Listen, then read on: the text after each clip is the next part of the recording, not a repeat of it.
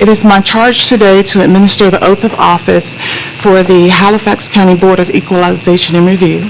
So if you would please stand, place your left hand on the Bible, and raise your right hand. We'll get started. This is just for the commissioners, or Board of Equalization and Review, I should say.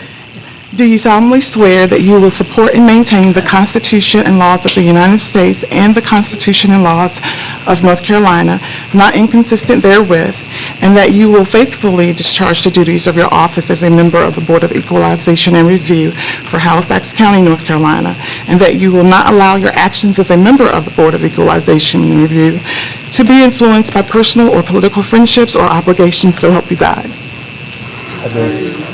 Thank you. Okay, with that being said, well, good morning to each of you. Just so you will know, our Halifax County Board of Commissioners serve as our Equalization and Review Board. Some counties choose to appoint members from the community, but we have decided that we're going to let our Board of Commissioners act in that capacity, just so you will know. At this time, I'm going to hit my gavel and officially call the Board of Equalization Review meeting to order. It will officially come to order at this time. Thank all of you all for being here. Immediately following this, we're going to the Halifax County Board of Commissioners meeting, just for your information. Next item on the agenda is item 3, which deals with the conflict of interest statement. I trust that at this time, I'm going to ask Mr. Smith whether or not he has any conflicts with any matter coming before us today. No conflict. Ms. Davis? No conflict. No conflict. No conflict. No conflict. Madam Clerk, let the record so reflect that the 6 members of the Board of Equalization and Review do not have conflict with matters coming before us today. Next item is item 4, Board of Equalization and Review Appeals presentation. We'll hear from our assessor, Mr. Shane Lynch, at this time.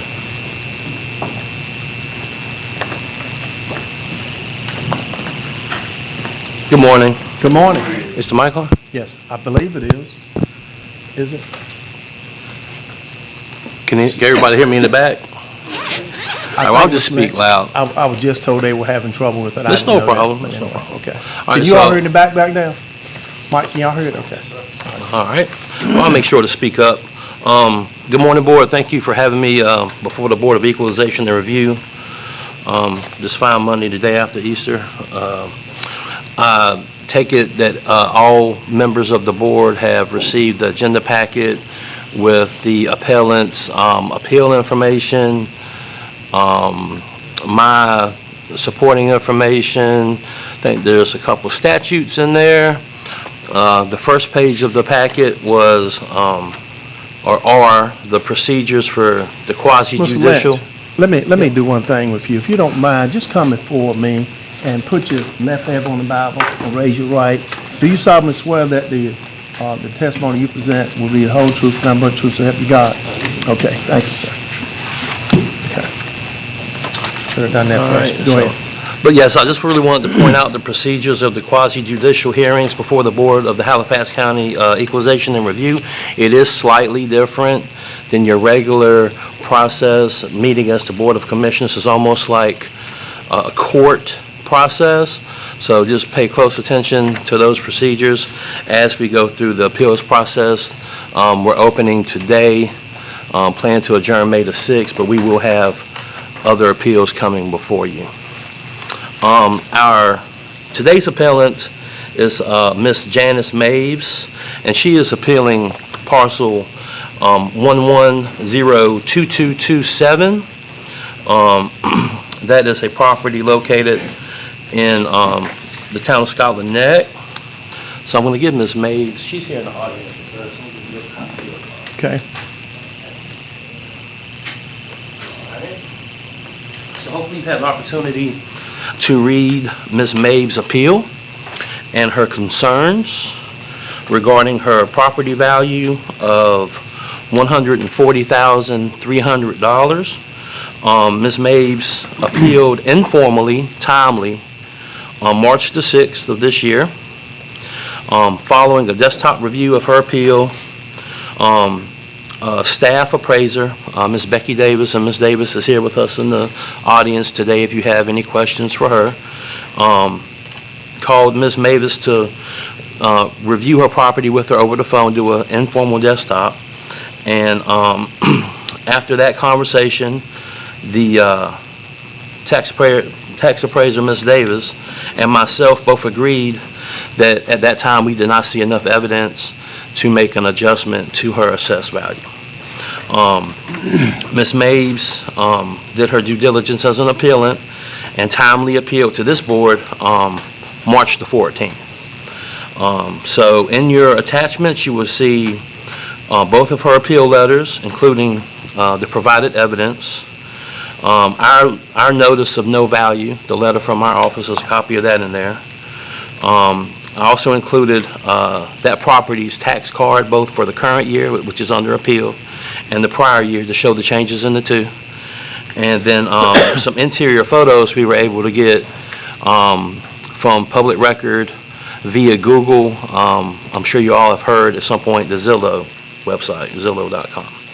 So those photos were taken prior to the sale. So we included those just to kind of give an idea of how what kind of shape the property was in. So, and I'll get to my request after the appellant has their opportunity to speak. But we're basically just requesting this board to determine whether the taxpayer has presented sufficient evidence for an adjustment, and then I am at the service of this board. I will do whatever this board pleases. Okay? Thank you, Mr. Lance. You're welcome. Ms. Janice Mays, would you please come up to me and put your left hand on the Bible and raise your right? And after you do that, Ms. Mays, I don't know if you have any information to give the commissioners or not, but if you do, you can do it after I swear you in, okay? Thank you for being here. Okay. You're right. Left hand on the Bible, raise your right. Do you solemnly swear that the testimony that you're about to give is the truth, nothing but truth, so help you God? Thank you. And you may pass that information out at this time. Do you need help with that? I have two handouts that I prepared. Yes, ma'am. You could make this a little scarier. No, just relax. It's okay. We're not going to harm you. Okay.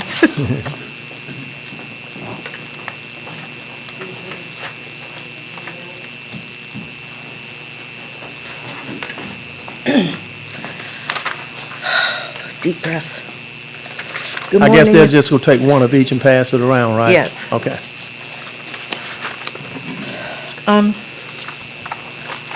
Should I wait until everybody has that, or? Yes, please, if you don't mind. Any extra copies, commissioners, pass them back, if you will. I'd like this. Okay. And also, I'd like for the county manager to have one as well, if there are any more extras. If not, she can look on for me. Okay, all right, we'll share it. Okay, go ahead. Thank you. First of all, I would like to thank you for hearing my appeal, and I'll just get into it. I moved here in March of 2023 for several reasons. I have family in the area, in Windsor and in Clayton. I think this area of North Carolina is really beautiful. I moved here from New Hampshire, and it was affordable. I was able to retire as an artist and gallery owner to a modest home in Scotland Neck. I purchased that property on March 8th, 2023, and at the time of the purchase, my property was assessed at $66,300. My property tax for 2023 was approximately $1,100. I purchased the home for $140,000, and there were some substantial repairs that had to be made, and the sellers gave me back $4,500 towards those repairs. Some of them have been done, some have not been done yet. My property is now assessed at $140,300, and my property tax has increased to $2,307, and that's using the estimator on the website of the tax administration. My home is approximately 1,340 square feet. It has 2 bedrooms and 1.5 bathrooms. I don't believe it's a 3-bedroom home, as it is assessed. The room that is being called the 3rd bedroom is like a bonus room built onto the back of the house. There's no closet in that room, nor is there a door separating that room from the kitchen area. There is an opening, but there's not a door. And that also has an exit onto the back porch where the washer and dryer is. So I use that as my art studio. I didn't realize it was being assessed as a bedroom, because there is no closet. When I received the property tax assessment, the new assessment, I was a little shocked that it had gone up 111% in the 1 year that I lived there. That I assumed it would go up some, because I purchased the home for more than what it had previously been assessed at, but 111% seemed excessive. So I looked at the properties immediately contingent to my property, and then across the street and one house down from me. All homes in similar conditions, 2 of them vinyl sided, 3 of them brick like my house is. 1719 Church Street is immediately next door to me. It is a 1,950 square foot home on a .45 acre lot, very similar to the same size lot I have. It was previously assessed at $69,000 and is now assessed at $84,000. So their property tax would be $1,387, which is a modest increase. There's similar increases for all of the other houses I listed here. I don't think I need to read through them. They're all larger than my home, and they all have more bathrooms than my home. They each have at least 2 full baths. I only have 1.5 baths, and I only have 2 bedrooms. So I did speak to Ms. Davis. I don't know who that is. Hi. And she did not review the property with me. She merely told me at that time that my appeal had been denied. I do not recall that conversation having any review in it.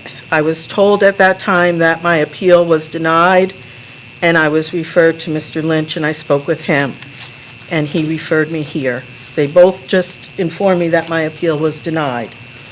Mr. Lynch at that time told me that my house, according to the statutes of the state of North Carolina, was being assessed at full market value, and that he was 100% certain of the market value of my home because it was what a willing buyer myself paid for the home.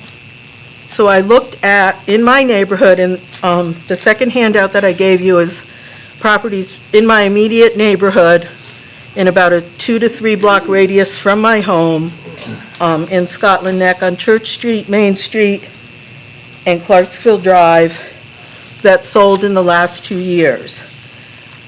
The first column that I put in this piece is the 2023 assessment, and then the 2024 assessment, and then the percentage change from 23 to 24. Then I put the date that property had sold and what the sales price was. The percent change sale price indicates the difference between the sales price and the 2024 assessed value. And then I put the estimated taxes, using, again, all information off of the tax administration website.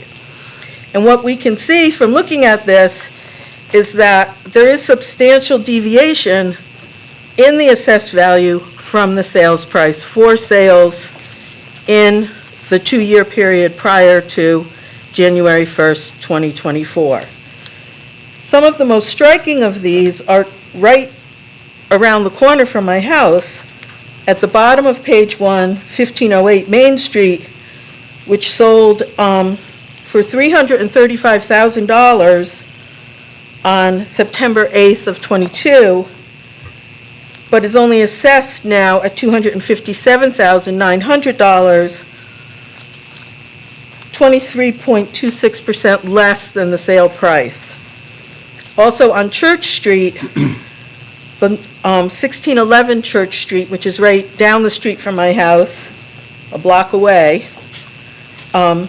This sold most recently on 11/3 of '23 for $182,000, yet its 2024 assessment is only $87,700. My question to Mr. Lynch and to this board is, if my house is being assessed at full market value, and that is defined as what a willing buyer was willing to purchase the house for, why is that not consistently applied across all properties? And second, if this metric is being used on my property, and I am being subjected to the same mill rate as my neighbors whose houses are larger but considerably similar to mine, why are they not being brought up to full market value so that the mill rate would be equalized and I would pay a fair amount of property tax? I hope I said all of that clearly. And that's how I moved here, because it was affordable. I'm not eligible yet to be exempt as a senior citizen for half my property value. This, $2,300 on a two-bedroom house, up from $1,100, makes it much, much less affordable. I'm on Social Security. So this was a real shock to me. Thank you for your time. All right, Ms. May, just stand there for a second, Okay. because a few things are going to happen here.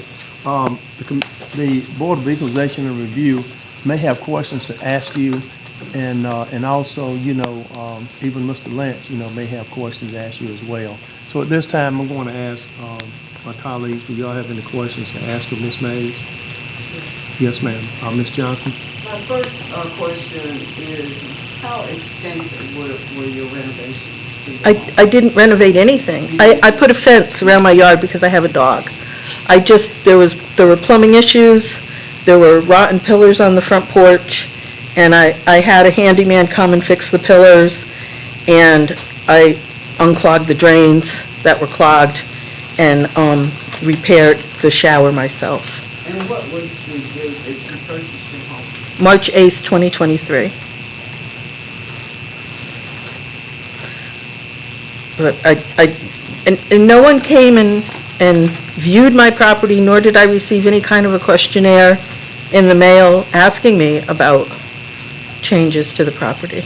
And this spreadsheet that you gave us a few minutes ago, I think you indicated that the houses on this spreadsheet are in proximity to the houses that you live. Yes, they are. Okay.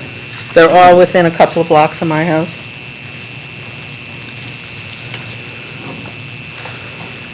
Could you go back and explain, please, if I misheard you, I'm sorry, but did you say you were told it was based on purchase price? Yes, ma'am. Okay.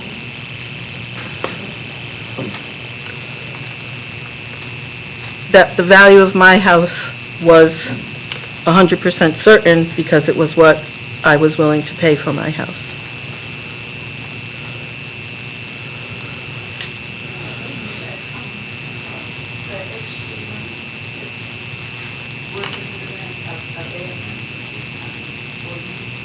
When I bought it, I don't remember what the listing said. I looked at the house, and for my needs, I needed 2 bedrooms, a bedroom for myself, and then, a guest room if my kids come to visit, and I needed a place for my artwork.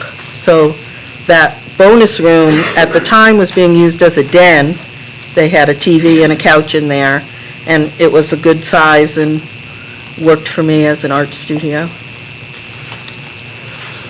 Okay, go ahead. On page 2, and 1705 Church Street. Yes, Now, there you state the square footage is 1,186, is that correct? 1,186, yes. And 2023, the assessed value was 58,800, correct? Yes, Now, their value for 2024 is $145,300. yes. Okay. Then go down to 1701 Church Street. square footage is 1,305. Yes, Assessed value for 2023 is 68,800. yes, And in 2024, assessed value will be 127,500. yes. And how far are those houses from your home? They're within a block.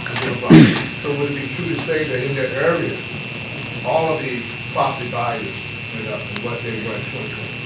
They all went up, but they went up at very different percent changes. And if you look at the next column after the 2024 assessment, you can see that 1705 went up 155.81%, 23 to 24. 1701 went up 85.319%, and both of them are deviate from the sales price that was realized. 1705 sold on 1/6/23 for $155,000, and it's assessed approximately $10,000 less than its sale price. And then 1701 sold on 8/4/23 for $126,500 and is assessed at $1,000 above its sales price. I'm not looking at sale price, I'm looking at the assessment that was done by the county. Okay, And that 2024 assessment that I'm looking at, the same thing with your property, is whatever the 2024 assessment value is. okay. And if you look at the first sheet, the other handout that I gave you, I list 5 properties that are immediately next door to me, across the street from me, and one house down from me. And each of their assessed values, they increased by 21.99%, 52.84%, 24.61%, 23%, and 17.08%. Each of them increasing at a much lower percentage than mine, and each assessed at a much lower amount than mine. And these homes are in very good condition as mine is. I've been in all of them. I have wonderful neighbors on Church Street. And I don't understand why they are also not assessed at full market value. If I'm assessed at full market value and being subjected to the same mill rate as these properties are. It doesn't seem fair to me. Okay, all right. I got one question, well, I may have 2 questions, but I'll just ask one after this minute. The extra room that you were speaking about, you said it may be, they had, I think, may have been listed maybe for a bedroom, but you use it for like a workroom or something. Yes, Is that room heated? it is. It has a gas wall heater on the wall that does not work. Right. Currently, my entire furnace is not working. So I have another wall heater, and then I have gas logs in my living room that I've been using. I'm in the process of having my furnace repaired now. So that room, when it has been cold this winter, I have not been able to heat. Do you have air conditioning in that room as well? Excuse me? Air conditioning? Do you have an air Yes, conditioner in your? I have Okay. central air. Right. There is no closet and there is no door on that room. It opens to the kitchen. And Anyone else? If not, Mr. Lynch, do you have any questions to ask of her? And if you do, I would ask that you come up. No questions, but I have some comments on some of her concerns as well Right. as the board's. Okay. All right. Any other questions or comments from Board of Equalization and Review? If not, Ms. Mays, you don't have to go all the way back. Why don't you just have a seat on the front row, because you may get some more questions, okay? Don't want you Okay, to walk thank too you. far. Mr. Lynch, you come up, please. You've already been sworn. Just go ahead and tell us what you want to tell us. All right, and so just to start off, Ms. Maves makes some very good points in her appeal. So to rewind back a little bit, her conversation with Ms. Davis, I was not present, but Ms. Davis briefed me on the phone call. When we call an appellant for an informal appeal, we have their property record card in front of us, and we attempt to go over that with the taxpayer. I don't think that conversation got that far. So I was not there. If you have questions about that from Ms. Davis, she's available. But before we could go thoroughly through the property card. Conversation did not get that far. Same when I spoke with Ms. Mays. We attempted to start talking about data, and she, indicated her sales analysis and her comparable property assessments and her proximity. But the first thing we like to do, our value is only as good as our data. We like to confirm our data first and then address the value. So one thing that was said, the third bedroom, we have no problem taking it from 3 to 2 bedrooms. We want our data to be accurate. One thing this board should know is that we don't value based on bedrooms because we don't go inside homes. We value based on square footage. So when we put 3 bedrooms on a home, typically it's an assumption based on the total square footage. Something like 1,200 square foot, 3 bedrooms, 1,800 plus 4, less than 1,000 square foot, 2. It's just an assumption, but we value based on what we do know, which is the square footage, because we can measure that from the outside. So we have no problem making that a second, just 2 bedrooms, and fixing that data field. All right, so I try to say this without sounding heartless, but we really don't care about percent increases. I mean, we don't care about them. My job is to put the correct value on a property, whether that takes a 20% increase or a 90% increase. I have to do that. That is actually an indicator of how low our values were prior.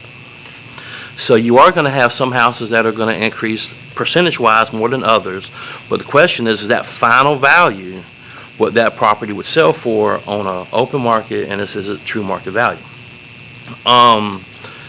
Ms. Mays makes a good point about the property at 1508 Main Street that sold, that we had at 203. Our new assessment's 257. The sales price was 335. Okay. Well, there's not a whole lot I can defend myself about that one, other than this is me continuing to try to do the job the board appointed me to do, which is continue to get our schedule values up to date, so that when I apply them to properties, we can hit these higher values. But if my schedule is still lacking behind what costs are now, what land sales are now, then when I apply our schedules to these properties, sometimes we can't get as high as we need to. It's not hard to get lower. Sometimes it's harder to get higher. So on that sales analysis page, that's kind of like what we like to see.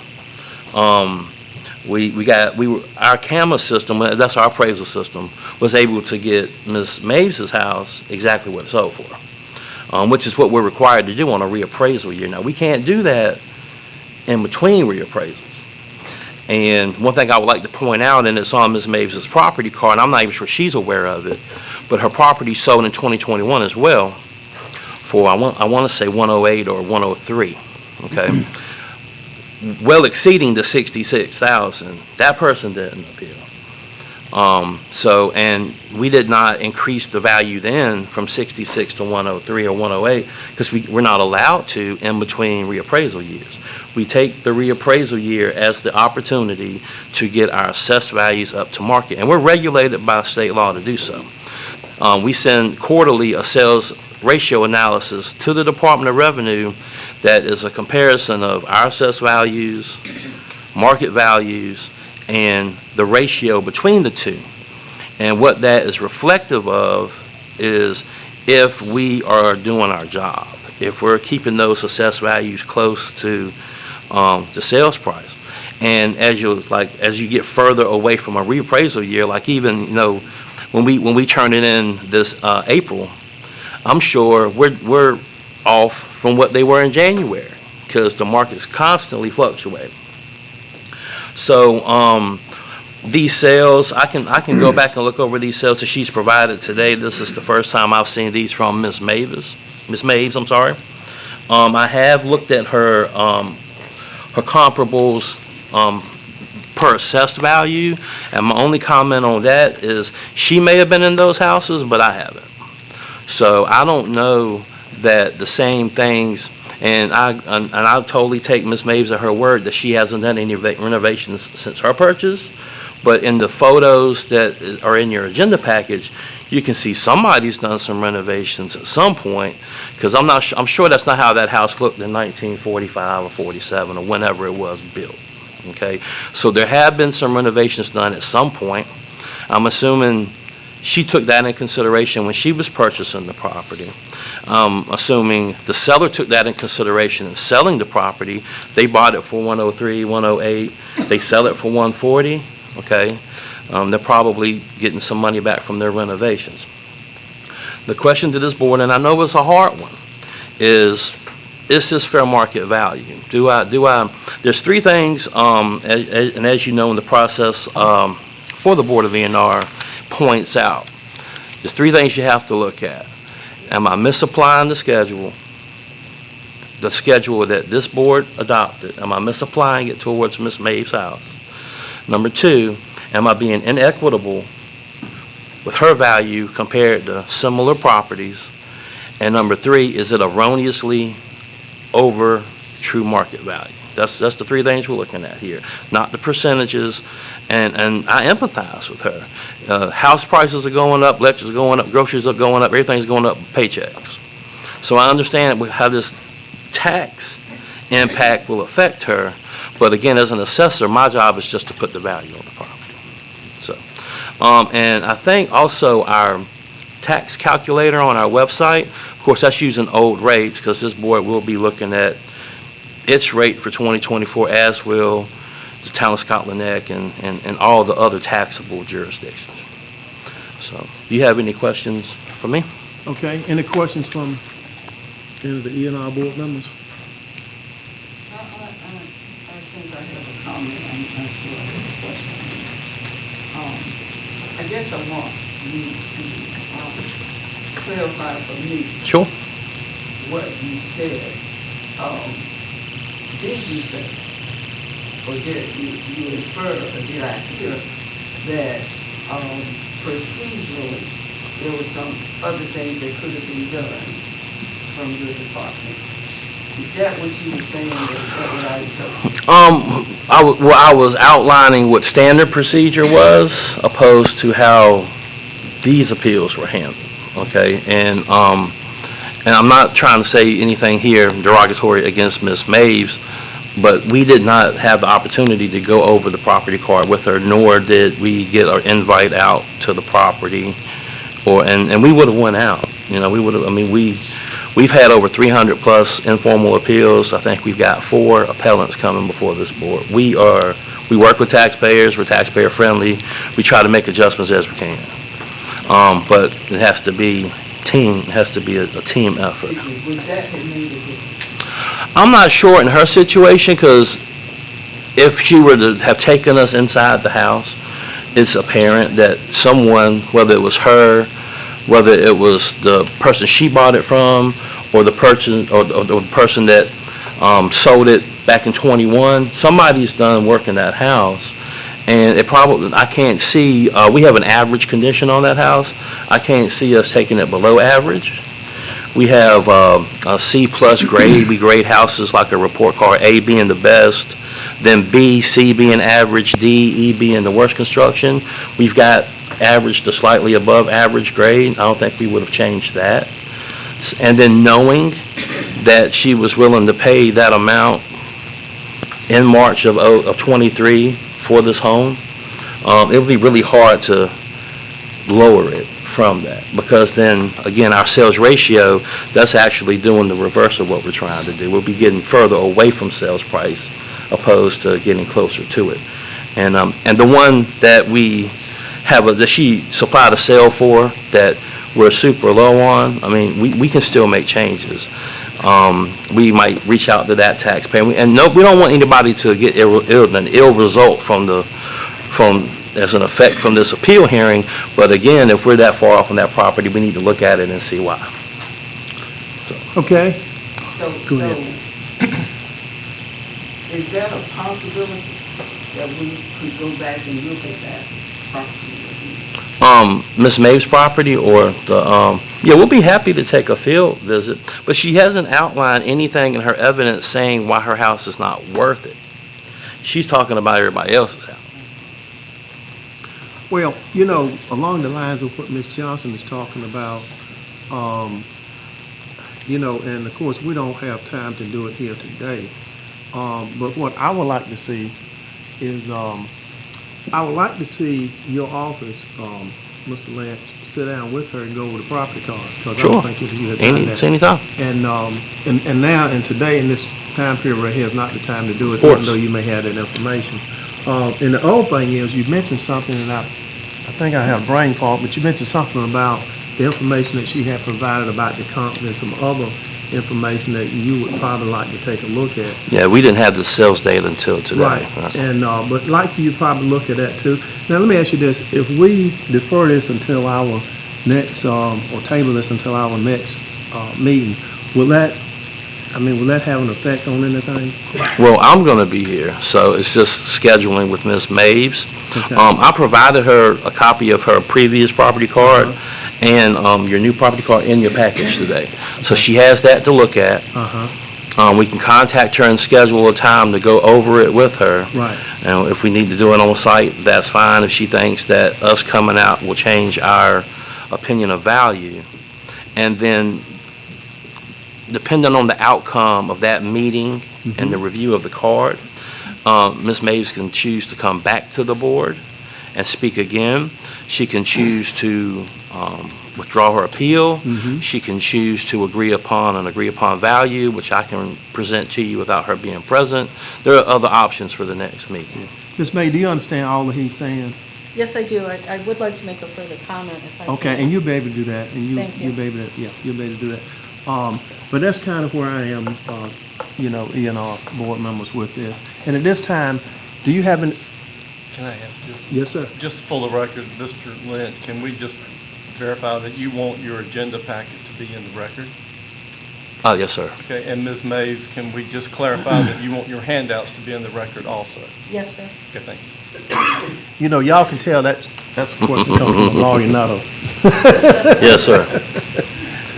Okay, now, Ms. Mays, do you have any questions of Mr. Lynch? I do. My question is about how property is assessed, if it's assessed merely from an outside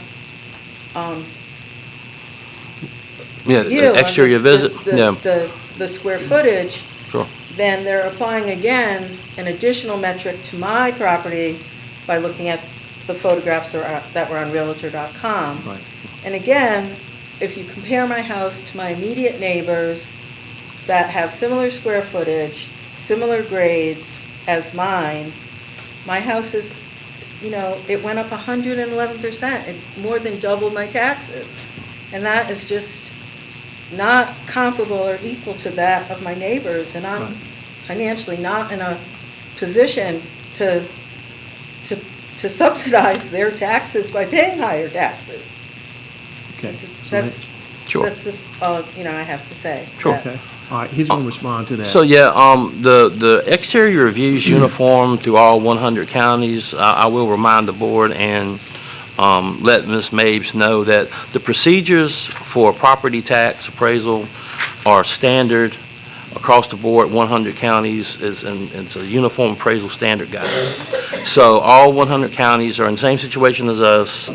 You go to somebody's house, they're at work, nobody's home, you don't want to make 10 visits, you knock on the door, you get what information you can get.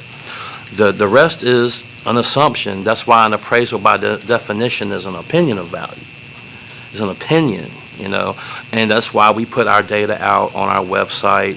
We send annual notifications of value so that people can correspond back with us and let us know if they're not happy with our value, if there's things about their property.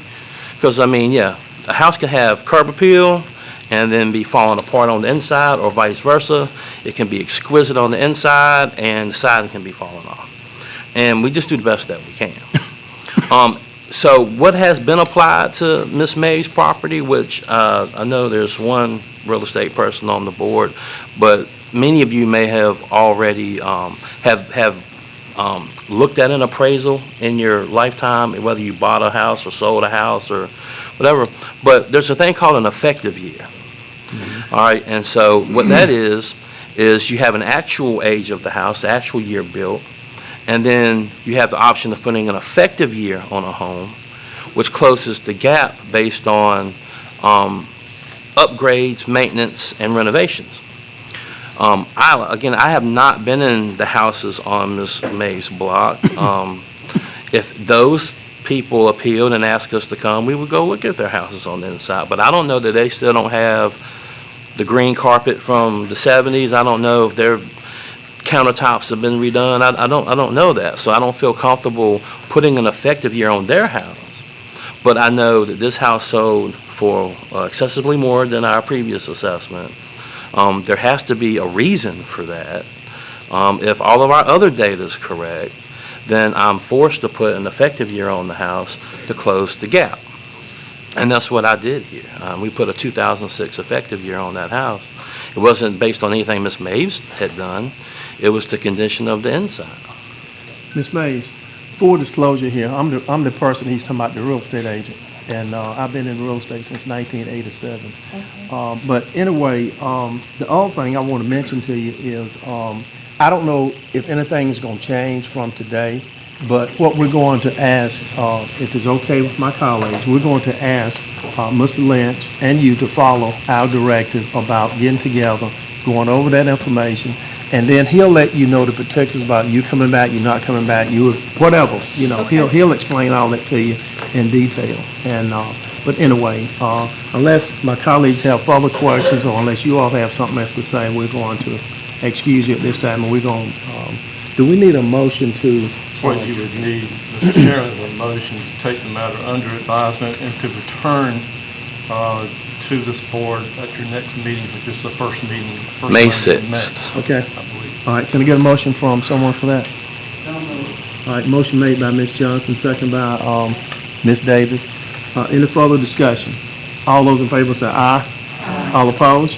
Okay. All right, thank you. Thank you. So we'll be Okay, at this time, we're going to, can I get a motion to, we're going to recess until May 6th at 9:30. Okay, motion made by Ms. Brewer, second by Mr. Smith. Any further discussion? All those in favor say aye. All opposed? Okay. May 6th, 2024 at 9:30 a.m. be our next Board of Equalization and Review meeting. Okay, with that being said,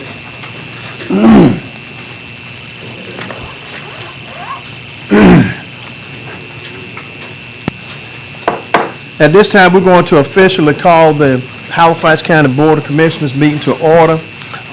We got a very lengthy agenda today, so I want my colleagues and the presenters and the public, everyone to be aware of that as you come forward. You know, we just got a very lengthy agenda, you know, even with what we have heard, you know, before us previously. Thank all of you all for being here and belated happy Easter, but it is Easter Monday, so happy Easter to each one of you. We're going to be led in invocation by Commissioner John Smith, and we're going to do the Pledge of Allegiance in unison. But just before I asked Commissioner John Smith to lead us in invocation, I do want all of us to stand, and I do want to have a moment of silence for Mr. Quentin Quarles, who passed. Mr. Quentin Quarles was a former Halifax County Commissioner for many years in this county. He's a tremendous gentleman, statesman. His nephew, Patrick Quarles, serves on this board for at least 8 years with us. But Mr. Quarles was just a tremendous gentleman. I think Mr. Quarles did serve as chair of the board for a period of time as well. But he's going to be deeply missed, and but he passed a day or two ago, and I think his funeral arrangements are pending at this time. But I'm going to ask all of us to stand and just have a minute or two, a moment of silence for him, and then I'm going to ask Commissioner Smith to lead us in prayer. Let us bow our heads in a moment of silence in memory, in honor of Commissioner Quarles.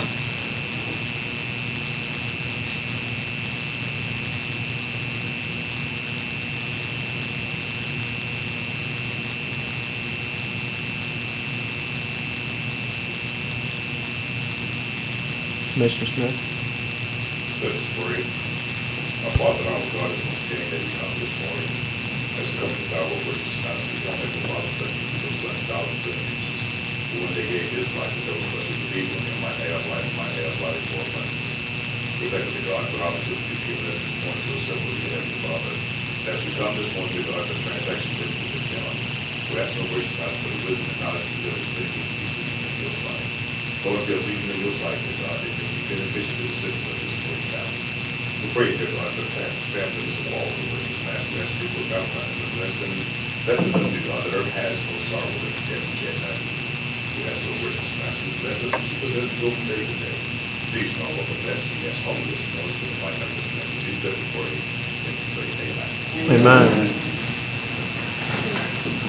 I pledge allegiance to the flag of the United States of America and to the republic for which it stands, one nation, under God, indivisible, with liberty and justice for all.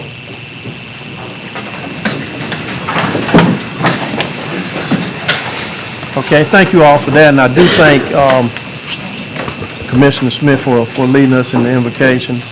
I trust that my colleagues have had a chance to review the agenda. I will so entertain the motion for the adoption. Motion made by Vice Chair Brewer. Is there a second?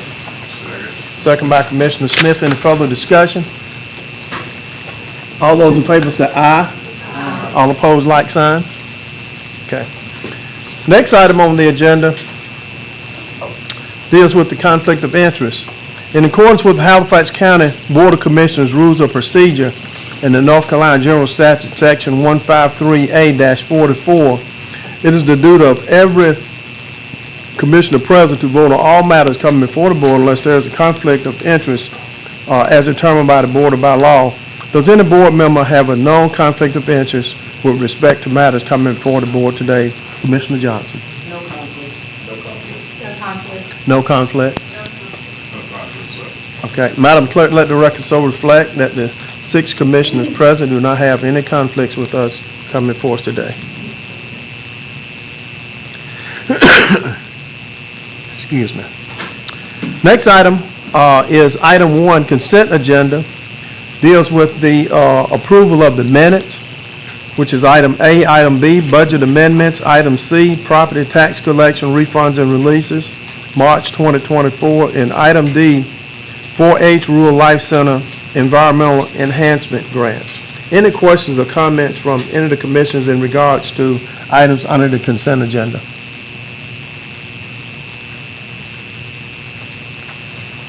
If not, I'll also entertain a motion for the approval. Motion made by Commissioner Davis. Is there a second? Second by Commissioner Webb. Any further discussion? All those in favor say aye. All opposed? Okay. Now we get into a real good part of this meeting that I really like. Special recognitions. Item A, Proclamation Telecommunications Appreciation Week. We'll hear from Henry Hesper, our wonderful manager of telecommunications. Come forward, please. Well, you say you want to remember that, right? No, he was wondering if I was coming. I was like, I'm right behind you. So, good morning, everyone. Good morning. So, I don't know what exactly you want me to, I don't have it to read. Okay.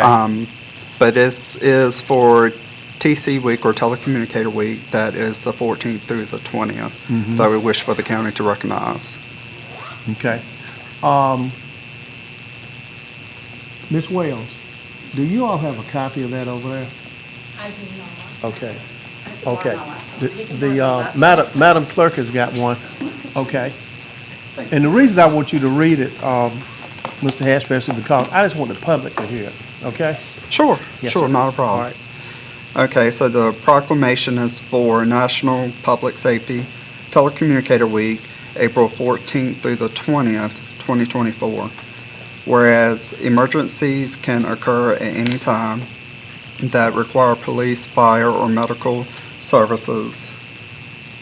And, hold on a second, I gotta learn how to use your... I got it. Thank you. Whereas any emergency occurs The prompt response of police officers, firefighters, and paramedics is critical to the protection of life and preservation of property. And whereas the safety of our police officers, firefighters, and emergency response personnel is dependent upon the quality and accuracy of information obtained from citizens who telephone the Halifax County E911 Communications Center. And whereas public safety telecommunicators are the first and most critical contact our citizens have with emergency services.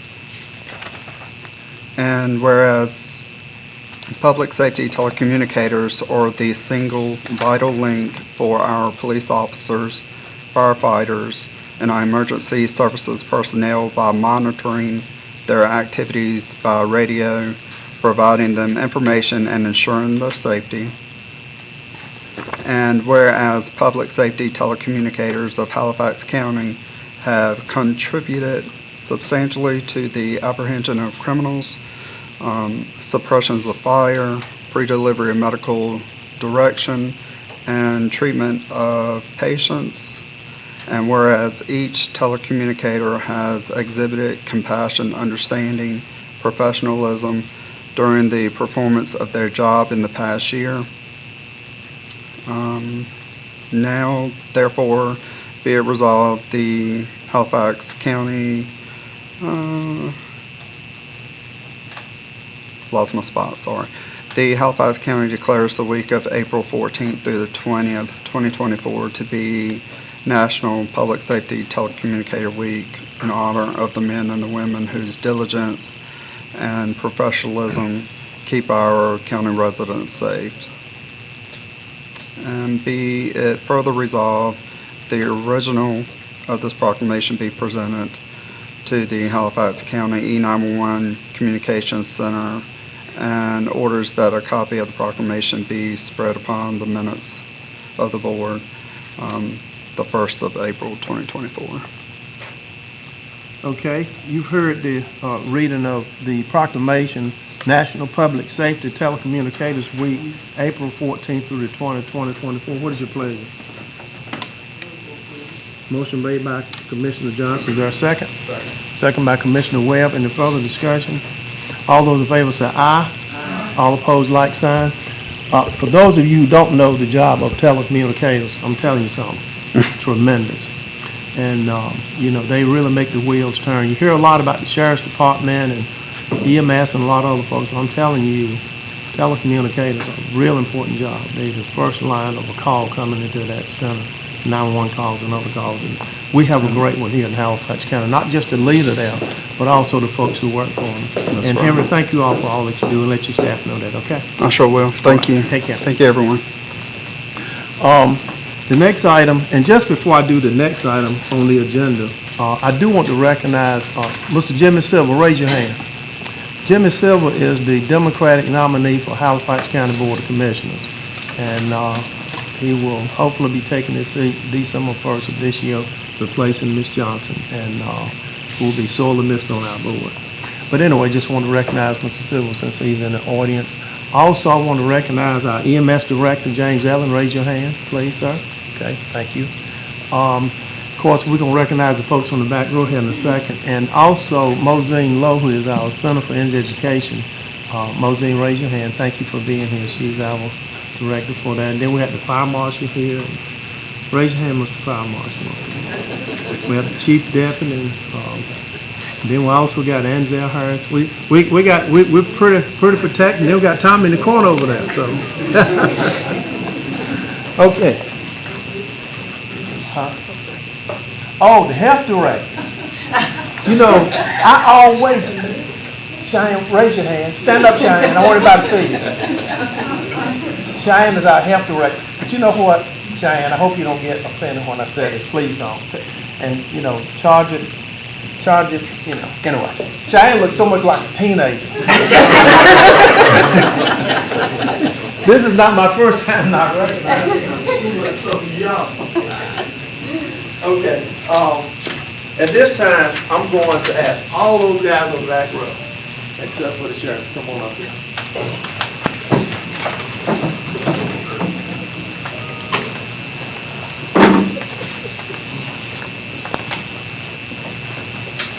Y'all just kind of make a circle around.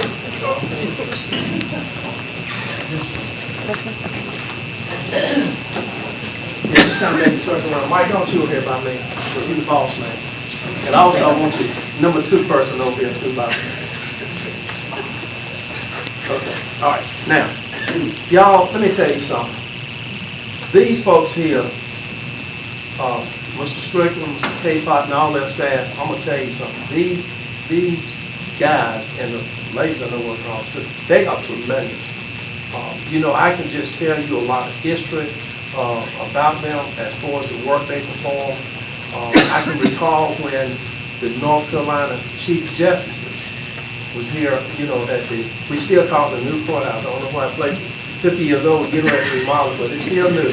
So anyway, they went in the Superior Courtroom, our staff, and just, the material was supplied to them. And guess who completed the work? These guys. And also, too, why do you think this commissioner's room looks so good? Fresh paint, floors have been done, look up here at the counter. These guys here, they have performed that work and have done a tremendous job, y'all. Anyway, I got something I got to read. And by the way, this guy at Christmas time,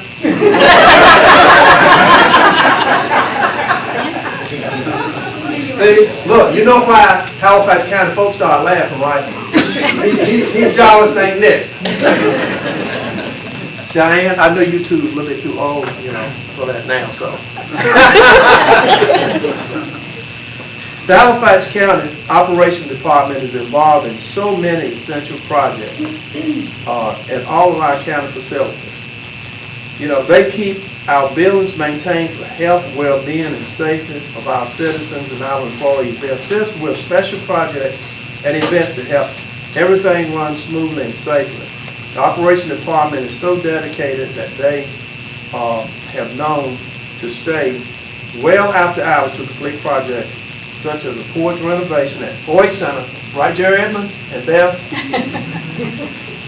and nights before Harvest Days. Also, this weekend, I just learned this from texting Ms. Denton last night, back and forth, in between the basketball games, that they actually worked on Friday, here, trying to get this room ready for our meeting today. That's why it looks as good as it does. And it's just, we went to a trip the other day to Johnston County to look at a jail, and these 2 gentlemen went along with us, and and that's not our first. We went up to Granville County, and we've been around to a few places, and but we just got tremendous staff, y'all. Let's not just maintenance operations; they're being recognized today. I talked about telecommunications a few minutes ago, and I could talk about a lot of other departments that we have in the county. You know what? We're the best county in the state. The best. That's right. Let's give ourselves a hand. Because, Ms. Johnson, there was a gentleman not long ago who lived in Hollywood. You know him, I know him, most of us know him. Named Frank Avery. Yes. Working together works. Yes. And it's proven, doesn't it? One of the most recent projects of operation has facilitated been the renovation of the Board of County Commissioners meeting room. Include fresh paint, new carpet. New carpet is behind there where we are. It's not out here, but it's back there. And by completing much other projects. Halifax County operations saves the county a great deal of money and time. And overemphasize that, y'all, money and time. It's appropriate that we applaud their skills and talents and thank them for a job well done. I want everybody, commissioners, audience, everybody stand up and join me and give them a hand clap.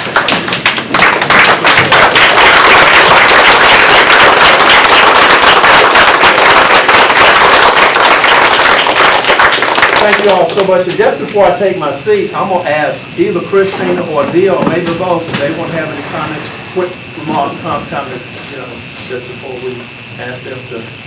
I know they can stay in here, but I know they're probably going to exit, but anyway, go ahead. These guys are the unsung heroes of our county. They are the most pleasant group of employees that we have, and we're a needy bunch. We need a lot of things, and they always accommodate us with everything that we need. They were here on Friday. I saw them here working, getting this room ready for today. There's a little bit more to get done, but they got slowed down a little bit by all the elections meetings that were held the last several weeks. But they're so deserving of all this recognition, and we really appreciate them. Anything? I can always add to what Dia said. I echo everything that she said. I'm blessed to be the liaison for this department. And I just love these guys. I mean, there is nothing that you ask them to do that they say no. They figure out, how can we? And if it's something that we have to outsource, they'll outsource it. But then they oversee it to make sure it gets done to Halifax County standards. So they're just a phenomenal bunch of people. And I gotta tell y'all this as they get ready to take their seats or leave once, whichever y'all wanna do. You know, we were down at the Johnson County Detention Center, and Ms. didn't know what I'm getting ready to say. But anyway, every time they get to a room or something, mechanical room, they just start looking around all this. So they have this big mechanical room, operations room down at the Johnson County Detention Center. And these two guys went in there and started looking, and here I am bouncing in there looking, and I don't even know who I'm looking at, you know. But they certainly know, and they went there talking a language that I didn't understand. But anyway, I was just act like I knew what I was looking at anyway.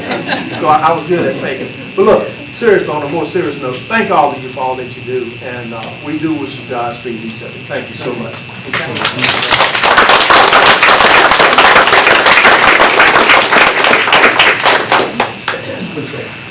Appreciate you signing this.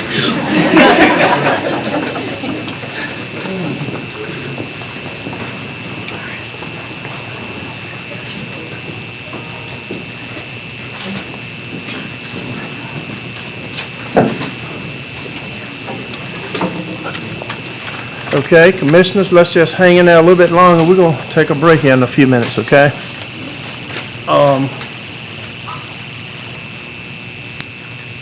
Next item is the public comment, and we do have one person here, I believe, for public comment. Just before I call the individual up, I'm going to read opening statement regarding public comment period. As required by the North Carolina General Statute, Section 153A-52.1, Halifax County Board of Commissioners provide a public comment period once a month as an item of business on its regular meeting agenda. Now it is scheduled time for public comment period. When I call your name, please come to the podium, state your name and address, and begin speaking. You will have 3 minutes to address the board. If you have documents that you would like to give out to the board, please hand those out before going to the podium. I will not go over the rules of the public comment period because they were posted at the door of this room, and by signing up to speak, you have acknowledged that you have familiarized yourself with these rules and that you will abide by them. We will do our best to hear from everyone who signed up to speak today, but if we're unable to accommodate everyone in the time allotted, you'll be invited to speak during our next public comment period, at which time you'll be given priority and you will not have to sign up again. We appreciate your interest in Halifax County government, and we look forward to hearing from you. At this time, I will invite Ms. Wanda Rudd to please come up and follow my directions. Good morning, and thank you for being here. Ms. Tama is going to pass out you some information. I'm not going to waste my 3 minutes, so I'm going to go ahead and get started. I'm Wanda Rudd. I'm a member of the Hollister Planning Committee, which we just formed in the last 3 years. The first 2 years was kind of blown away because of COVID. 2022, 23 was great years. I come before you today requesting a park recreation center for our Hollister community. We have no park in our area. We do have Meadow Park, so and we're grateful for that, but it is limited. We do stand in need of a park for our kids. And I have detailed it, so you can read it in detail later. Our kids have to travel to other areas to get involved in sports. A lot of parents is unable to take their kids to other areas. They may not get out work until 5 or 6 o'clock, and I know that for a fact because a lot of days I end up taking my grandkids. This will help kids, get them outside, get them some exercise. They're becoming, as you see in here, unhealthy, as well as adults, because they don't have anything to do. We have been striving, we being the Hollister Planning Committee, we have been striving for the past couple of years to really bring unity in our community. And people are really coming together, but we can't do it alone. We need the help of the county, we need funds. And I do believe that we have been overlooked. We have been overlooked for many years. No fault of the commissioners, no fault of the county. Sometimes we just don't step out and ask for what we need. And I am here today asking that we come together and we make this dream become reality for our Hollister community. Okay. And this is detailed, so you can read it, and it will give you some good information. Thank you, Ms. Rudd. We appreciate you coming, okay? Okay? And we'll take what you said on advisement. Thank you. Have a great day. Okay, you too.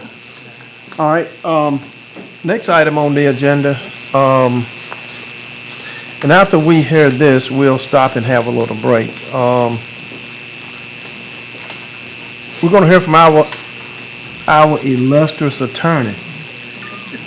Why are you shaking your head? Amendments to the non-emergency ambulance transportation franchise ordinance. Glenn Rollins. Thank you, Mr. Chairman. This is the time for a public hearing on concerning amendments to our non-emergency ambulance transportation franchise ordinance. You adopted this ordinance back in June of 2011. Since that time, you've had three franchise providers, I believe, in the county. And at that time, not long after that, you established a moratorium on taking additional applications.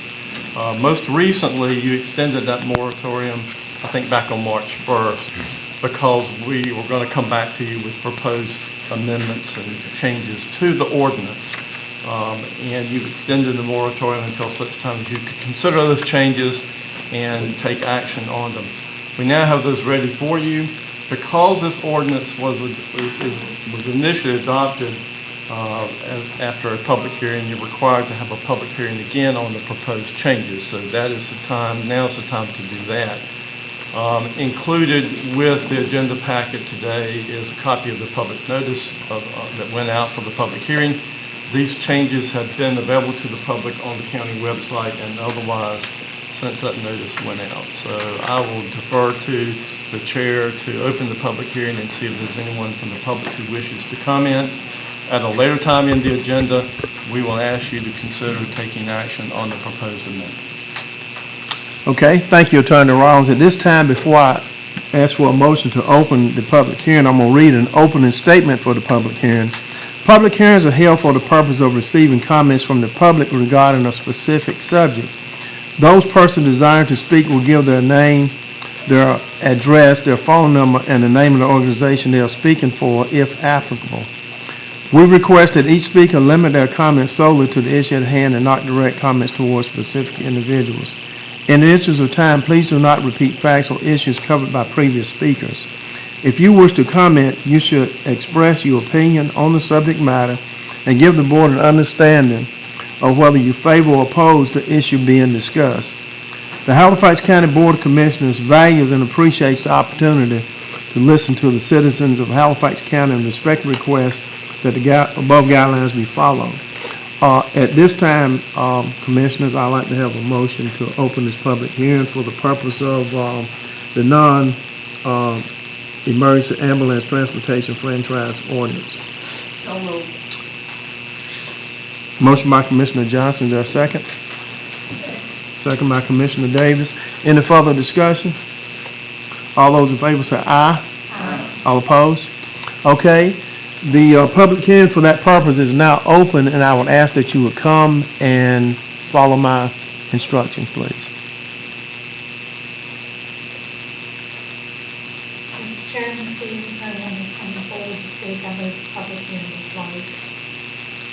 Motion made by Vice Chair Brewer, second by Commissioner Johnson. Any further discussion? All those in favor say aye. All opposed? Okay. All right, with that being said, y'all, let's look at that clock up there.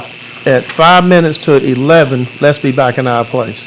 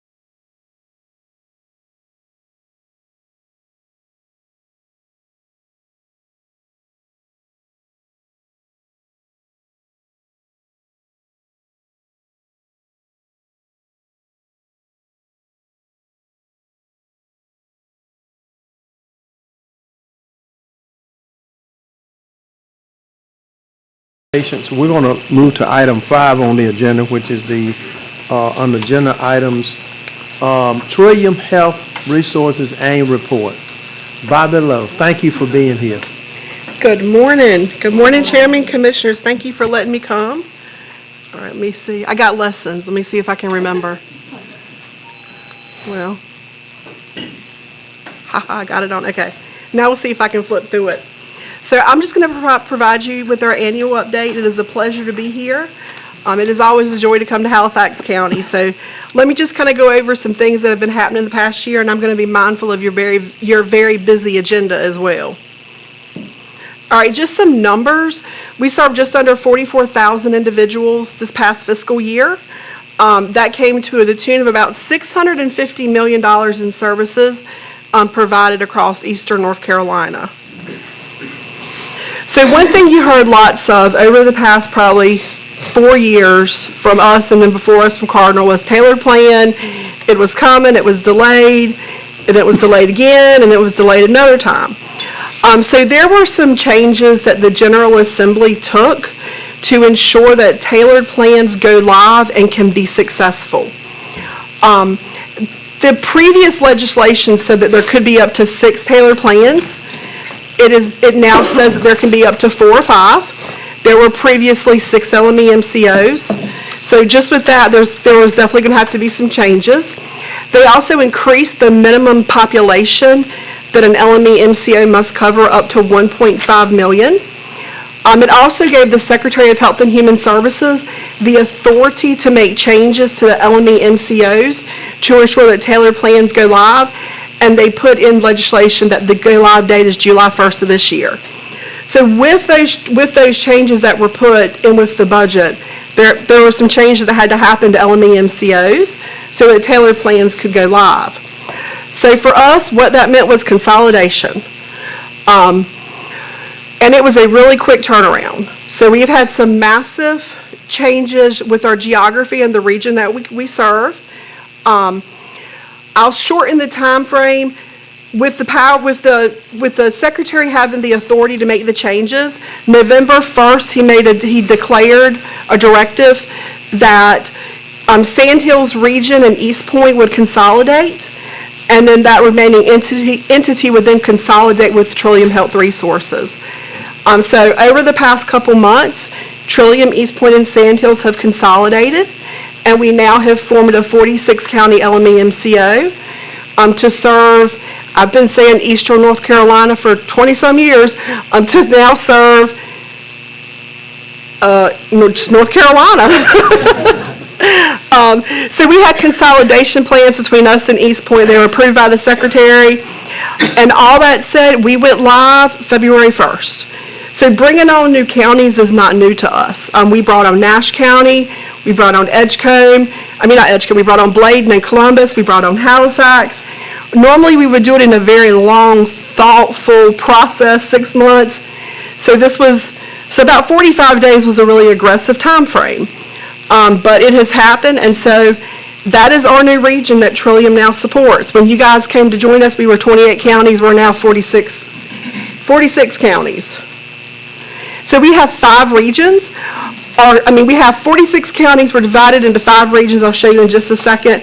Our total population is 3.1 million lives covered. For people who fall under tailored plan, it's going to be about 51,000 people now. So these are the new regions. Halifax is in our northern region. The only real change for us is we added Warren County. So we now have 12 counties in our northern region. Each of our regions has a regional advisory board. For Halifax, Commissioner Davis serves. Thank you for your service. And we also have Dr. Regina Dickens, and they serve on the regional advisory board for Halifax.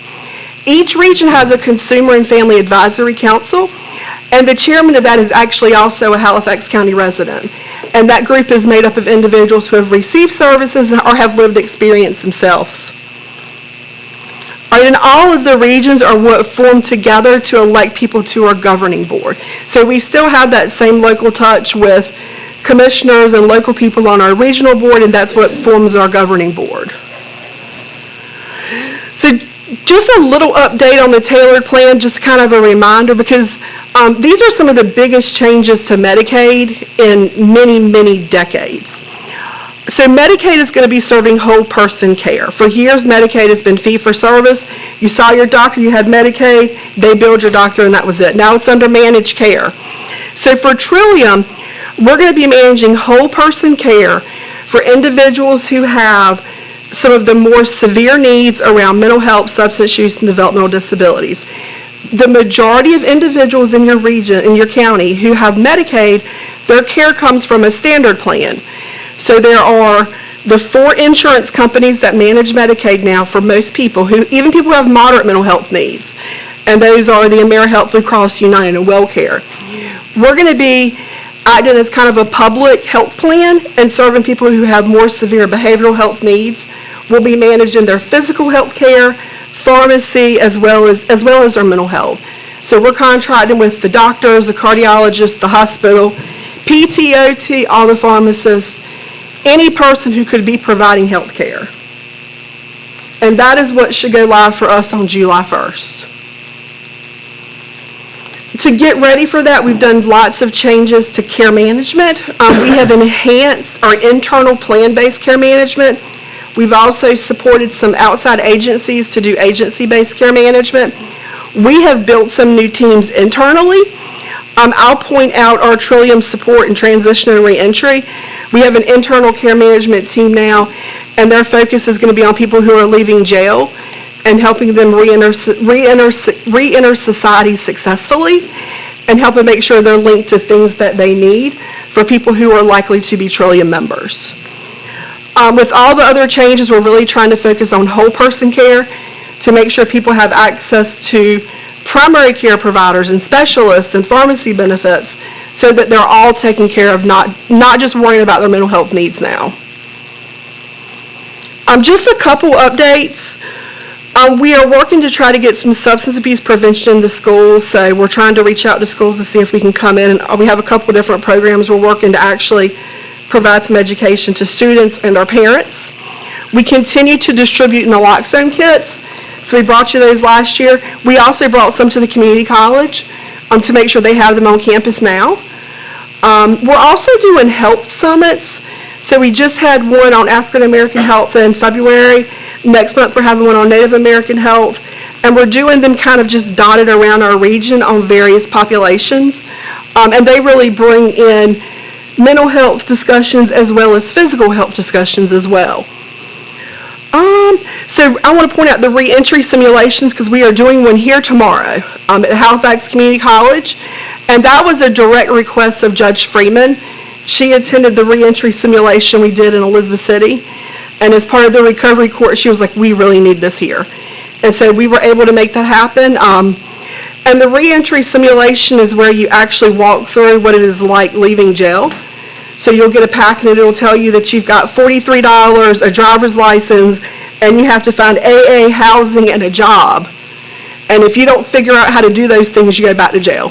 So I went back to jail several times. It was really overwhelming and frustrating, and even with everything that I knew, I still had a hard time navigating how do I get all these things that I need when I can't drive because I didn't have transportation vouchers.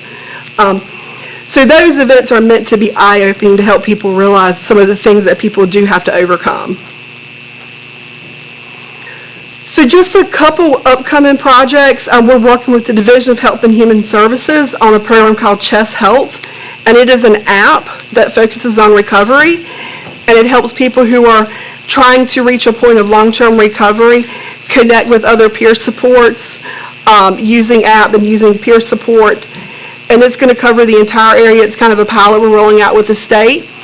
We recently got some funding from HUD for a program called Back at Home, and it is a very brand spanking new program. We are hiring as we speak, but that is actually to help people who are unhoused overcome some of those barriers to reach into housing. We continue to try to always develop new Oxford houses.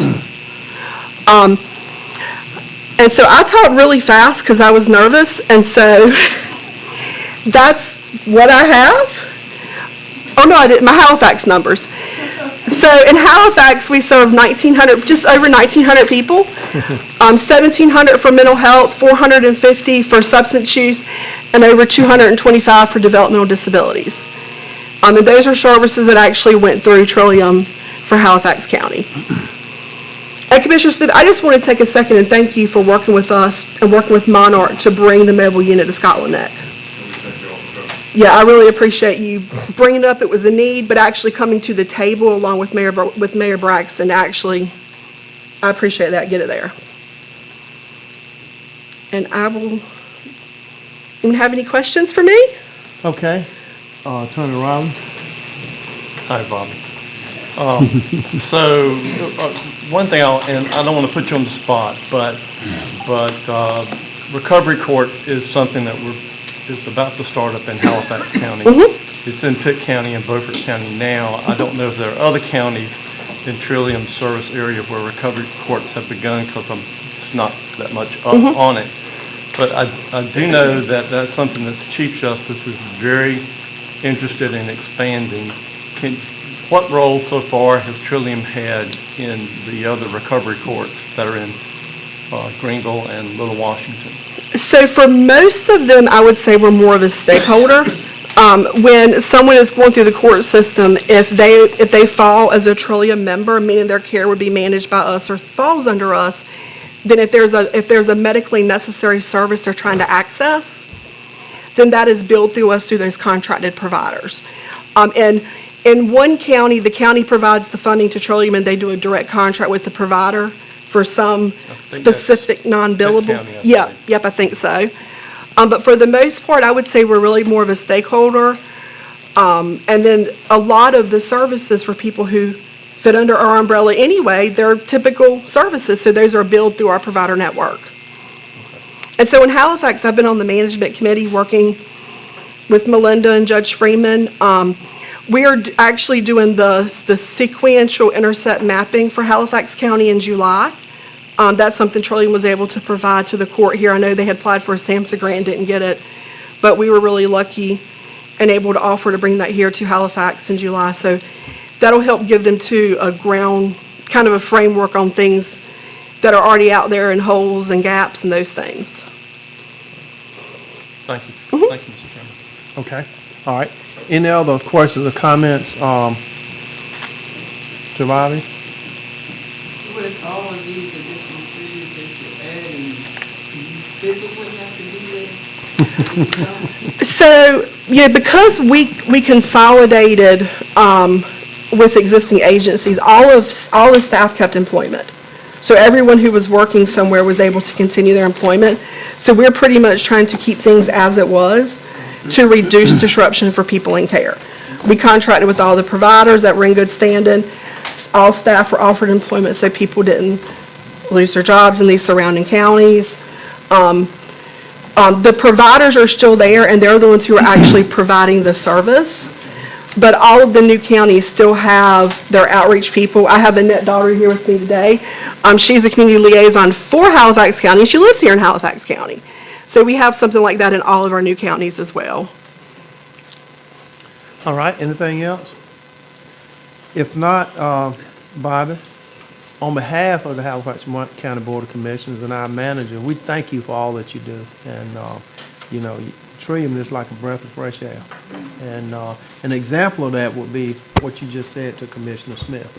He had a concern and brought it up, and between Ms. Davis and our manager and you all, it got resolved. And thank you so much. Absolutely. We were happy to do so. Yes, ma'am. Thank you so much. And I talked to your CEO not long ago, and I just expressed to her our appreciation for all the work that you do here in the county. Thank you. We appreciate it. It's a pleasure to serve Halifax County. Okay. All right. First day in Scotland next today, is that correct? I think it is. Yeah, it is this week, actually, yeah. Yeah, we were able to keep it in Roanoke Rapids, too, and just kind of split them up a little bit so we can get more services out to more people. Commissioner Smith, you on it, aren't you? Sometimes. I think I'm pushing the wrong button. Nope, there we go. Okay. All right. Thanks again. Thank you. Okay, at this time, we're going to move to item 6 on the agenda, action on the public hearing. You've heard the information coming from our attorney in regards to the amendments to the Emergency Ambulance Transportation Franchise Ordinance. Did you have anything you want to add, Attorney Rollins? Yes, sir, I do. Okay. It's always good to have a school teacher on the board because she proofs your work, I found out. And in this case, I'll say she proofs our work. If you'll, what you have before you is an ordinance to amend the ambulance, non-emergency ambulance transportation ordinance. You have an ordinance to amend the ordinance, very short, very brief, but with it are attachments A, which shows the track changes, and attachment B, which is the clean version. If you will look at, and I'll just point this out, a correction needs to be made. On attachment A, I'm on page 3 of those 8 pages, and there's a subsection 28-28 parens C that looks like the word no had a strikeout. I don't know how that happened, and I'm going to, since I'm talking about it, I'm going to take the hit for it, but we were all doing edits on this document, and somehow the word no was deleted. It should read, no person under 18 years of age shall be allowed to operate equipment and so forth. That correction will be made. I wanted to point that out to you, and I will make that correction on the clean document as well. The changes we made are mostly not entirely terribly substantive. A lot of them were changes to track what we know about OEMS and their terminology and to be on the same terminology. We did adjust some things about insurance requirements to make it at levels as are determined from time to time by the county manager, as opposed to being strict monetary limits, which we had before. This is so you don't have to come back and amend your ordinance every time you decide that your insurance coverages need to be higher. Things such as that. Unless you've got questions, or Commissioner Davis, unless you found something else, my apologies, we'll fix that. All I ask is that you consider adoption of the ordinance to amend this ordinance. Attorney Rollins, Commissioner Davis is kind of evil. What about an English teacher, former English teacher over there? I'm waiting until management team to find out about that. Okay, anything else, Commissioners? Good job, Commissioner Davis.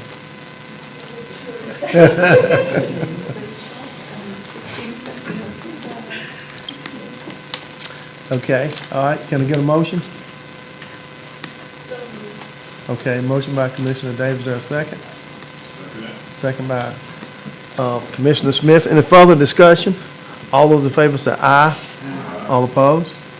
Okay. All right, thank you so much for that. Next item, we're going to item 7, new detention center financing options. David Cheatwood, First Tryon Advisors. Come on up, how you doing? Good. Thank you for being here.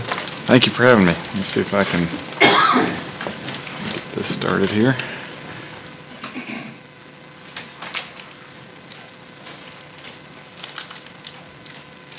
Great, all right. Commissioners, Mr. Rollins, Ms. Denton, good morning. Thanks very much for having me here today. Ms. Denton invited me here just to talk through some different financing options that y'all have as you consider a new detention facility and the financial impact of borrowing for that facility. I wanted to start, though, just by way of real quick background on myself and our firm and role. I've worked with the county for a number of years, but have not presented in front of the board before, so I want to just give you a little bit of background before we dive into those different financing options here. Again, my name is David Cheatwood. I work at a firm called First Tryon Advisors. We're based in Charlotte. We serve as financial advisors to cities and counties and utility systems across primarily the Carolinas and Georgia. We also work with hospitals and colleges and universities as well. I primarily work with the local governments and utility systems in the Carolinas. We are based, as I said, in Charlotte. We work with a number of different entities there. It's small type, but you'll see a number of different counties. I've worked with Halifax County going back to 2016. In our role as financial advisor, we help with long-term financial and capital planning, and then we help you through the debt issuance process. We sit on your side of the table. We have a fiduciary duty to act in your best interest, and one of my primary roles is to really arm you with all the different information, options available, talk you through those and the financial impacts so that you as a board can make a fully informed decision on different projects and financings going forward.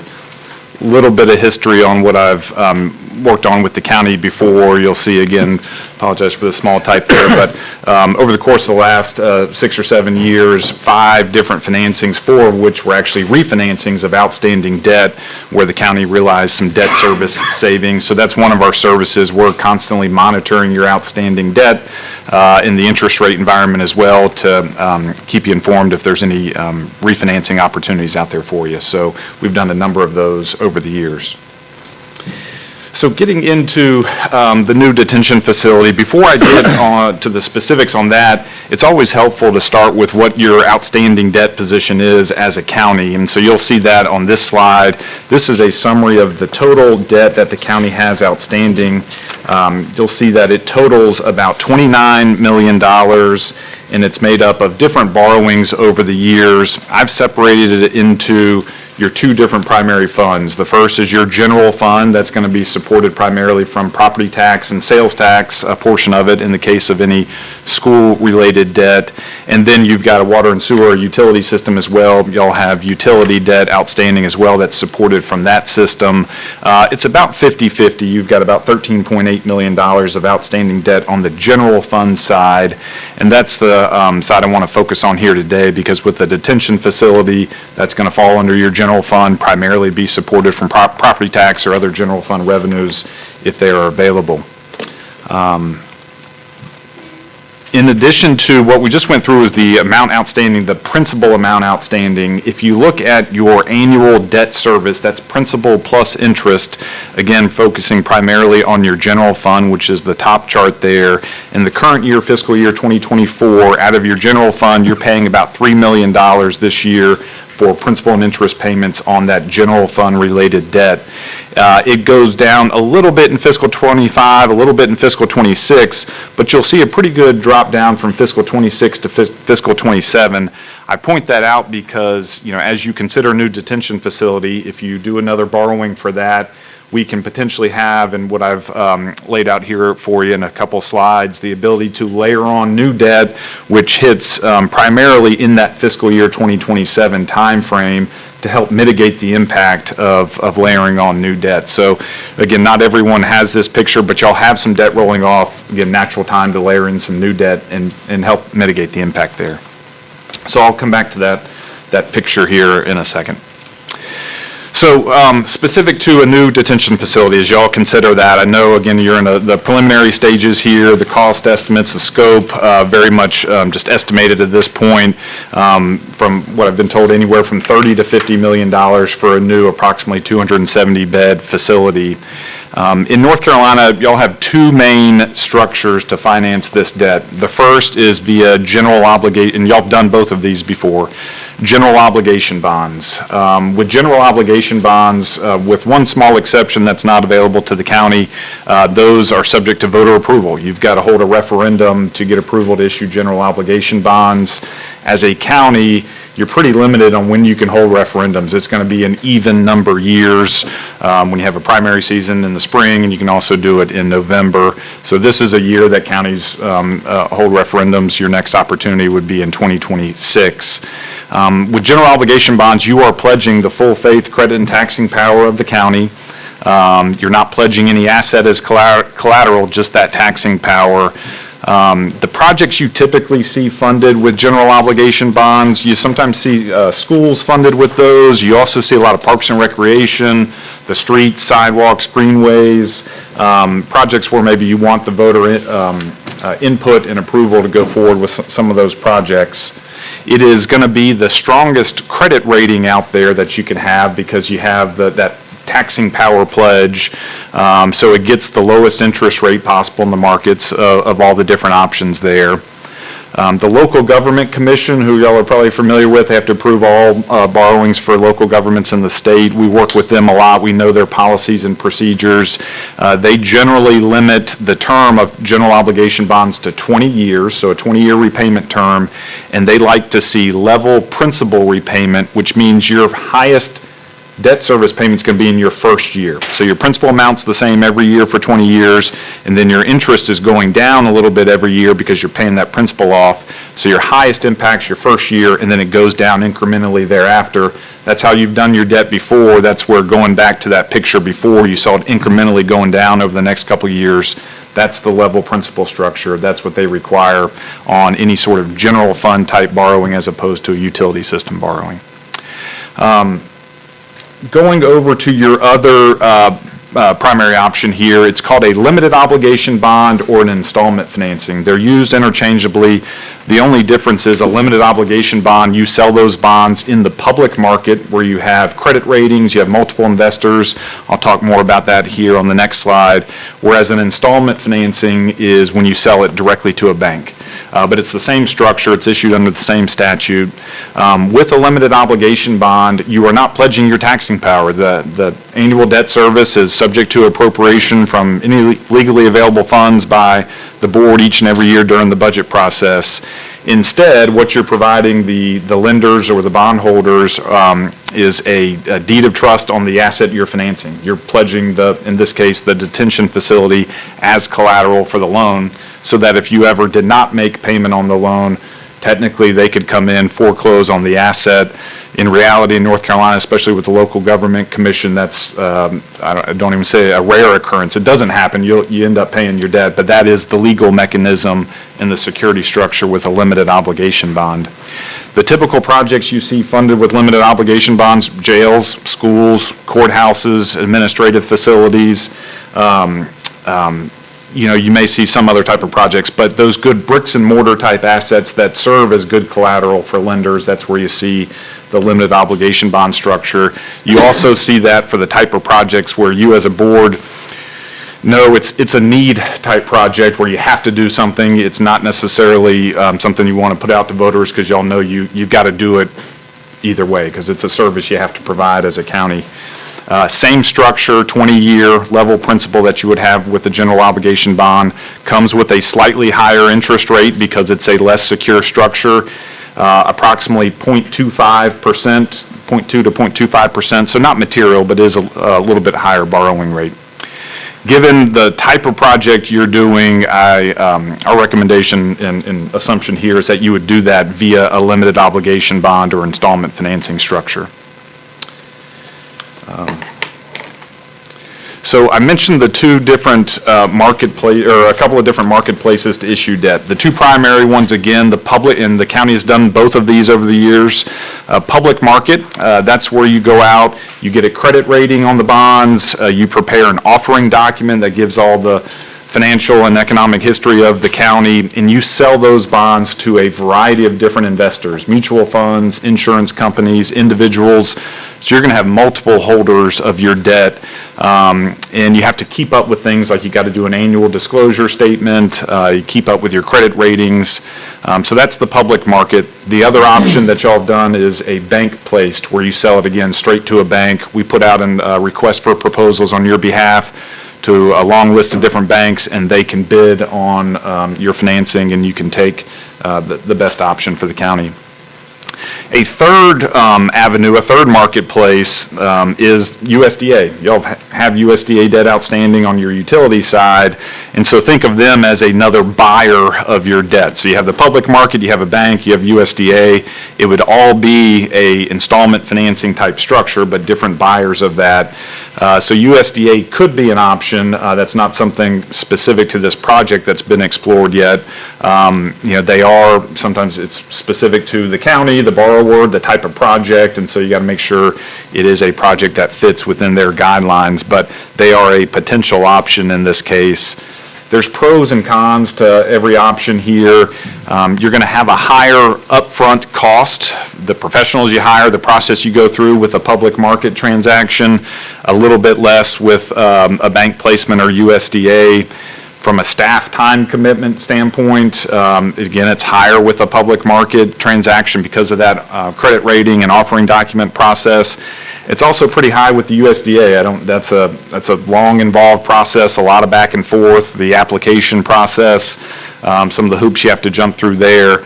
Bank placement's probably your lowest from a staff time commitment standpoint.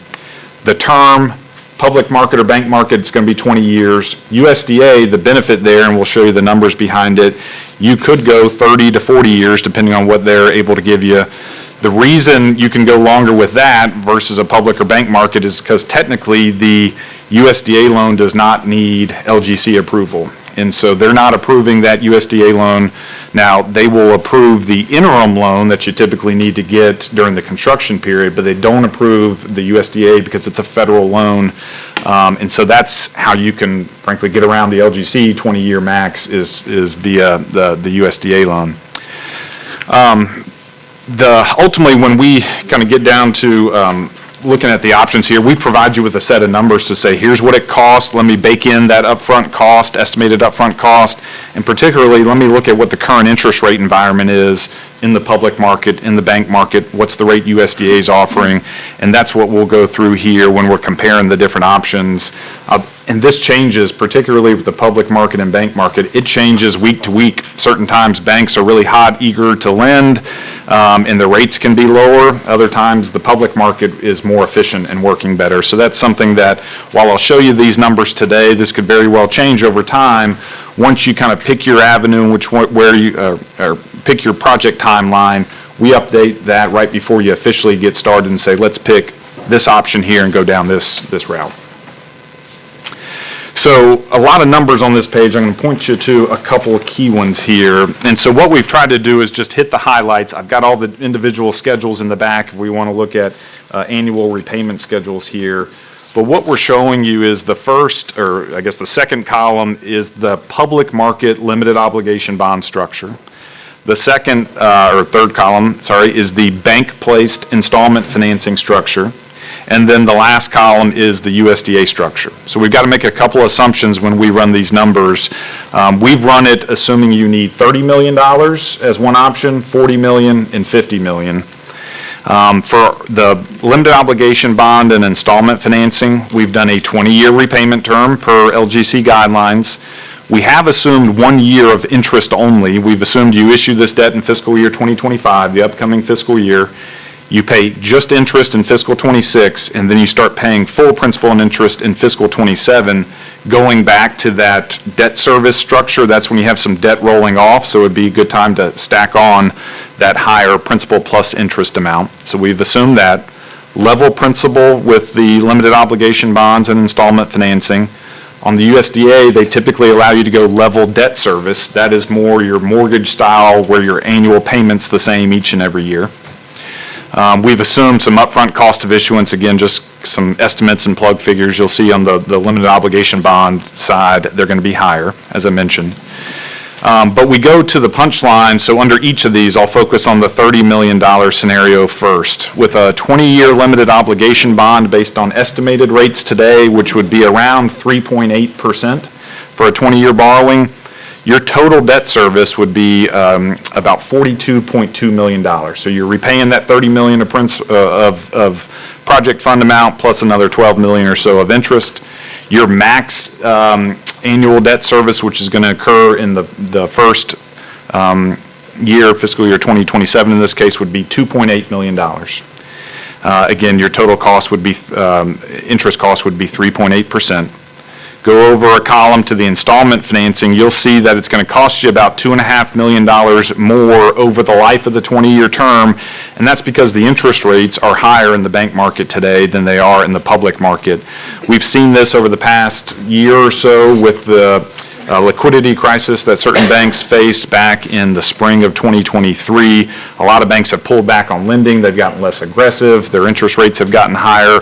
And so we've seen more of a divergence here in the interest rates between the public market and the bank market. So it's about close to 1% lower in the public market. Your max annual debt service would be just over $3 million or about $200,000 high in that scenario. And then with USDA, I'll start with the second number, the $1,638,000. That would be your annual debt service. However, your total cost would be $50.5 million over a 30-year term. So comparing the LOBS column, limited obligation bond, to the USDA, and this is the natural trade-off with USDA, your annual payment's going to be lower, so your annual budget impact's going to be lower, but you're going to pay a lot more over time with that structure. You're going to pay close to $8 million more over the life of it with a USDA loan, but your annual payment's less. And that's where, again, we're trying to arm you with all the information available so you can make a fully informed decision as to which avenue is the best for the county here. As you would expect, the numbers all go higher with a $40 million and a $50 million, so I won't read each of those to you, but that's the analysis we would run and share with you as you start to get in firmer numbers or estimates on the size and scope of that project. We can certainly update these. As I mentioned, the markets will likely change as well some. We've tried to give you a picture of what that would do. So going back to that annual debt service chart for your general fund, which is in the blue columns on each of these, and I'll focus on the $30 million scenario, which is in the upper left corner. So again, you're paying about $3 million this year. It's going down a little bit over the next 2 years. And if we look at the green bar, that is your USDA scenario. So you're going to see a jump up on all three of these from 2025 to 2026 by about $1.3 million. So it's going to take you from $3 million to anywhere from $4.1 to $4.5 million total debt service that you're paying out of your general fund. And then it'll drop down some for every scenario thereafter because you're paying off, you have some debt maturing, you're paying off some of that debt. But you can see the differences. Your peak is going to be higher under a limited obligation bond or a installment financing scenario, but that's because you're paying it off over 20 years versus 30. So just to give you an idea on the visual there. And for each of these, I'll come back to this slide, you'll see the individual payment schedules on starting on page 15. This will show you that 1 year of interest only, followed by the individual principal and interest payments estimated over the life of each financing term. So again, looking at the one on the left, which I know no one in the audience can see here, but you'll see interest-only payments in fiscal year 2026 of about $1.3 million, and then your peak year in 2027 of $2.8 million, and it goes down a little bit each year thereafter. In terms of the process, the timing of a financing is going to be driven entirely by the project timing itself. When is design complete? When are you ready to go out and take construction bids? The local government commission will not approve any financing until you have firm bids in hand. And so that's really the driver of any financing, is when do you expect to have construction bids in hand? We work the financing schedule around that. What it's going to require under any of these scenarios, 2 actions by this board. One, at one meeting, you'll adopt a preliminary resolution that sets forth certain parameters not to exceed borrowing amounts and interest rates, and authorizes you to file an application to the local government commission. At that same meeting, typically you hold a public hearing, because you're required to hold a public hearing when you're pledging county real estate as collateral for the loan. And then at a second meeting, you will have adopt a approving resolution that will have more specifics on the borrowing side. Depending on which route we choose, if you do a public market, during that process, we're helping you prepare the offering document, getting credit ratings on the bonds, and ultimately getting ready for them to be sold once the LGC approves them. All told, it's for a public market deal, it's around 3 months for that process. So we always start with, again, when do you get construction bids in? Because that dictates when you can apply to the LGC. And then we wrap the rest of the schedule around that. But it's generally a 3-month process from start to finish on the financing side. I know there's a lot of work to be done ahead of that in terms of deciding size and scope, getting it designed, and ultimately ready to go out for construction bid. So I know went through a lot of that fast, a lot of numbers there, but happy to answer any questions you have on the structures, the cost, estimated cost, and the process involved. Okay. You have heard that presentation, very thorough. David, appreciate that. Any questions or I think comments? it's a pipe dream to think we'll have a $30 million, and I know, not that's too, not for you, Dave. I don't think we'll have a $30 million jail, a detention center, excuse me. Yeah. So I think we, sitting here today, already know we're looking at higher numbers. But your presentation is excellent. Great, thank you. Okay, any questions or comments of David? If not, Madam County Manager. Yes, ma'am. In this process, where do you step in? Really, I don't want to say throughout, but certainly on the front end, this gets to the long-term planning aspect. Y'all don't want to get too far down the road and say, we're ready to go, and then we say, well, here's the cost of it, and you say, well, no, let's pull back and redesign and go smaller. So as y'all are looking at your different options, we're going to be running the same analysis to say, here are the different options you have, here's the estimated financial impact, so that you and Ms. Duncan can look through what is the financial impact on the budget, property tax impact, if there is one, what other revenues do you have available there. So really throughout the process, in earnest, we're starting with when y'all get comfortable and say, yep, we're ready to go, and then we kick off the financing process and take you through that. So is that before the architects come in, or is it after? the financing process would start after the architects, just knowing the design is, and I don't know how long the design would take. I assume it takes 6 months, maybe at least or so, to kind of get that going and finalized, ready to bid. And so there's not much to do on the financing side during that process, because again, it takes around 3 months, so we want to time it. It would likely start once you're finished with the design and getting close to going out to bid for it. We're fortunate because we have a banker on our board for 30 years. Yeah.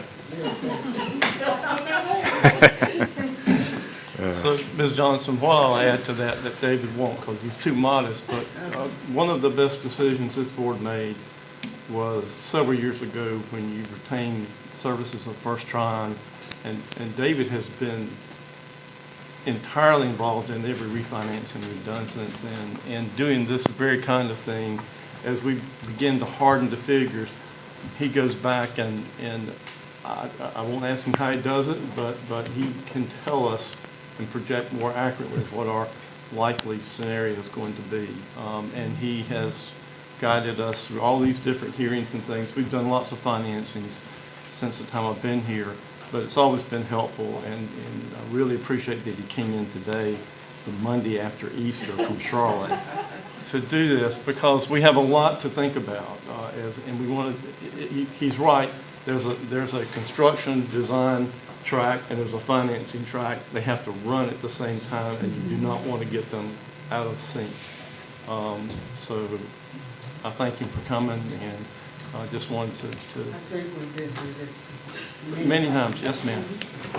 You know, what I wanted to ask the county manager is, you know, what are they asking of us today as far as giving them direction as to possible direction where we want to go? Okay. Thank you, Mr. Chairman. I know this is a lot of information for you all to digest and consider. I don't request direction today, but what I would like you to consider are the different options that Mr. Cheatwood laid out. As you know, we're very early in this process. We've visited 2 different detention centers. I think I can speak for all the staff that we really like the design of those facilities. Mm-hmm. This go around, I believe this might be our 4th time, Ms. Johnson. This is different in a few different ways. Before this go around, it was always a renovation. I think we can all agree that that's probably not the best option at this point, and the best option is a new facility. So that takes a little bit of a different approach. It might actually be a little easier to build a new facility. From staff's perspective, we've always been concerned about staffing the detention center. With the designs that we've seen from both Granville and Johnston County, they are very efficient on maximizing the staff, the officers that take care of our inmates. Realistically, I think you're looking at a higher number. I think you need to probably focus on the 50 million. What I would ask, the way we're doing it this time, it's a little bit reverse, is we'd like a budget figure to work from. And that allows you to see what your financial impacts will be. We haven't done this way before, but being a budget-minded person, I would prefer to have a budget and work under that direction. I might argue, the sheriff's not here, but the chief deputy is. I don't know that we need a 270-bed facility for what our needs are. However, reducing it, not even by much, probably wouldn't affect the overall cost of the project. So just full disclosure on that. However, if you build it, a lot of times they'll come. And we know that. And we have many inmates housed in our other, We'll send them, put it. Yeah, that's what I was thinking. our friends in other counties, they're there. But I would like for you to consider, not today, but if you could let us know. Like I said, we're very early in this process. We have not selected an architect yet. But this will really give us some guidelines about how to proceed. So the figure that you would like to budget for, you see what the financial impacts are. As you go into budget, this is a reval year. You'll see what in the new reval, what a penny brings in your tax rate. And then what option you would like to pursue. There's pros and cons to all three of those options. You can finance it out for a longer time, but you're going to pay more in your debt service, but it's more painful to pay those large figures early on. So I think staff can respect the decision that you all have, and we'll be glad to try to answer any questions. Mr. Sheetwood's available, we're available, if you would like to talk through kind of what that would look like with the budget. So no direction today, this is a lot, but if you could think about it and come back to us in a month or so with some direction. And when you come back in a month or so, you talk about the amount to work from. That would be the first thing I would like to work from, Right. because that'll allow us to go forward with, we'll go ahead and secure an architect, but then we can say, this is how much money we have, Okay. and this is what we have to stay in. And sometimes that'll dictate what your project looks like. Okay. I just got one question. When you talk about design, Mhm. can you be more specific on what a $50 million facility would get design-wise? So the current facility, the capacity is 85 inmates. We have space for 8 females and then 77 males. I'm not going to be the expert on this, but in the past several years, we've seen our female population increase significantly. It does cost more to house female inmates, and so when we have to transfer them to other facilities, we're paying more for females. So that is one impact of it. You would have to have a larger space for females. You also have to take into account when you have defendants on the same case, you have to separate them. It's called classification, how you classify your inmates. You have to be able to separate them for their own safety and for the integrity of the case that's going on. The way the 2 facilities we visited are designed, I think we would probably stay away from a dormitory style. We probably need to look at more single cell type designs. But if it's not a true 2-story facility, but there's a control tower or room, almost like an air traffic control tower, but you can look down into the different blocks. It's like a wheel and spoke type system, so you can look around. The room goes all the way around where you can look. They can control the doors and everything from there, as well as the officers monitoring the inmates. We like that design. Operations likes that design. The sheriff likes that design. It really enhances the safety of the officers and the inmates. And you don't have to add on as many staff. We'll still have to add some staff, but it won't be the 20 and 30. You weren't on the board at the time, but several years ago when we went through this, it was a large number of staff, and that was a major concern to county staff. Does that answer your question? What about the mental health side of the house? You also would have to have probably, maybe not necessarily a wing, but a block to care for those inmates. And that's really going to be of a concern for us. Based on our numbers, we see a lot of our inmates that have mental illness. as opposed to drug problems. You know, we're in the Stepping Up initiative. The other 5 counties see more drug issues. Ours truly have more mental illness. And you have to be able to care for them safely. And that's where you need to partner with your jail health company that takes care of those inmates. But they need to be separated as well for their safety and the officer's safety and other inmates' safety. Now, would this facility be more closely linked to, I guess, the Madison County facility? I would think so, yes. Johnston's was nice, but it's a lot larger. We would not need that size. But Granville, if you're familiar with Granville, we all like the design of that facility.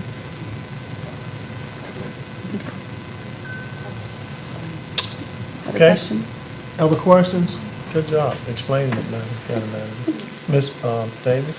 Quick, just a minor question, it may be the same, but just clarify for me. So the money, your figures are based on the structure you're looking to sell, not the process of getting design, that funding? It should be the project cost. The project? Yes, that should encompass the entire project cost, from design through construction. Yes, ma'am. One more question. Okay. What's the average number, including what's being housed here and individuals that are being housed outside of the county? Do you know what the average number is? No, but our chief deputy probably does. Do you know what our Neil. typical inmate population is? Total in and out, we're ranging 150 to 170. And what impact does, I know there was a law now that's changed that you got to hold individuals, I think, 48 hours now. Yeah, they've been charged, no bond. What impact does that have? Shipping them out. Yeah, I mean, it's because we're bringing in a lot more, having to hold until they go before the judge.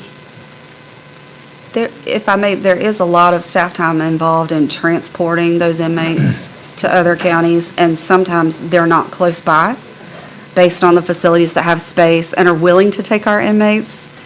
So there's a lot of staff time, and it's costly. Okay. Anything else? Very good discussion. Okay. I guess we've understand the direction that we have from the manager and from Mr. Cheatwood. Thank you so much for driving from Yes, sir. Charlotte. I know where Charlotte is. I'm there quite a bit, so. Technically, I was in Cary yesterday, so shorter drive, shorter drive. All right, well, good for you. Yeah. Well, you take care, and thanks again. Thank you very much. Thanks for having me.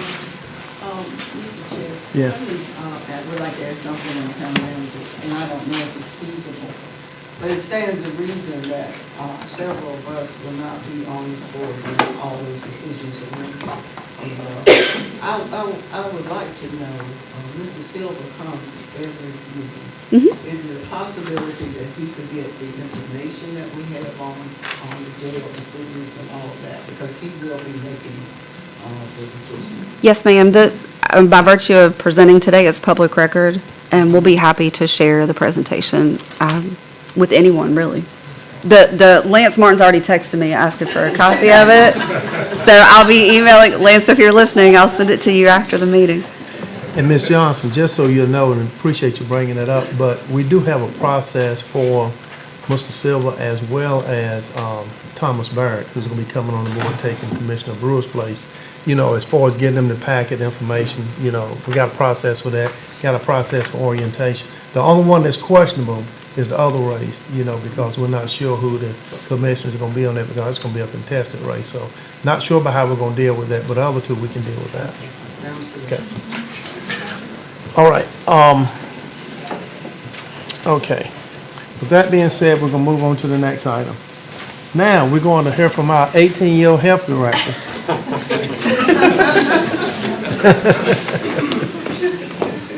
Ms. James, thank you for being here. Thank you guys for having me. Yeah, I was just about to say, hopefully, everything works out and I can obtain my youthfulness. That's why you're the health director.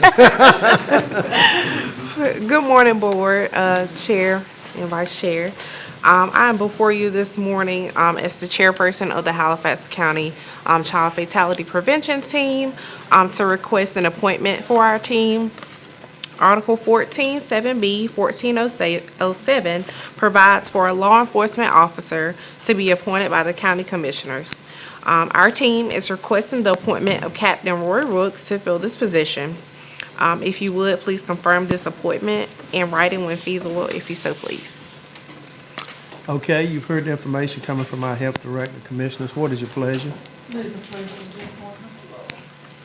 Motion made by Vice Chair Brewer, second by Commissioner Johnson. Any further discussion? All those in favor say aye. Aye. All opposed? Okay. Okay, thank you, Thank guys. you. Have a great day. Okay, the next item we have on the agenda, and I'm gonna ask Beth Burchell if she would just kind of journey her way on up here. She's the county extension director. Oh, I'm sorry. I skipped solid waste. Chris Williams. Sorry about that. Item C, Solid Waste Advisory Board bylaws. I'm sure that Ms. Burchell's presentation will be more entertaining than mine this morning, so I understand why you wanted to move on with that. But first, we come before you several years ago. Our Solid Waste Advisory Board started entertaining discussion around revising their bylaws to allow for more flexibility in meetings, and there was difficulty in establishing a quorum to even have a meeting. So the revisions that they have recommended and we are bringing before you should be in your packet. There's a red line copy as well as a clean version for your review. To hit the highlights, it will change our meeting schedule from quarterly to biannually, and also afford for the opportunity to meet as needed if a situation arises. It specifies that the Public Utilities Director is to serve as a voting member and would count towards establishment of a quorum in order to hold a meeting. And then cleans up some language and clarifies references to general statutes based on our consultation with Mr. Rollins to clean that language up. So what we're requesting is, and this is coming from myself as director as well as review and recommendation from the advisory board to adopt these revisions as presented. Okay, you've heard the information coming from our public utilities director. Any questions or comments? Yes. About the membership of the board, I saw it was teams, they represent the municipalities, but I was just concerned about the representation for some of our communities that don't have municipalities, like the Holliston, the White Oak area. How could they become a member of that? I feel like there's some representation from those areas we need to also exist. So are you looking under, Article 2. okay. So 3 at-large members and then 7 other members appointed to represent the municipalities. That's what you're referring to? Right. Yep. So my assumption, because that's more original language than revised language, is that at the time, the feeling was by having municipalities represented, you're also including those larger areas of the county. I do understand your concern in that community, there's not a specific municipality.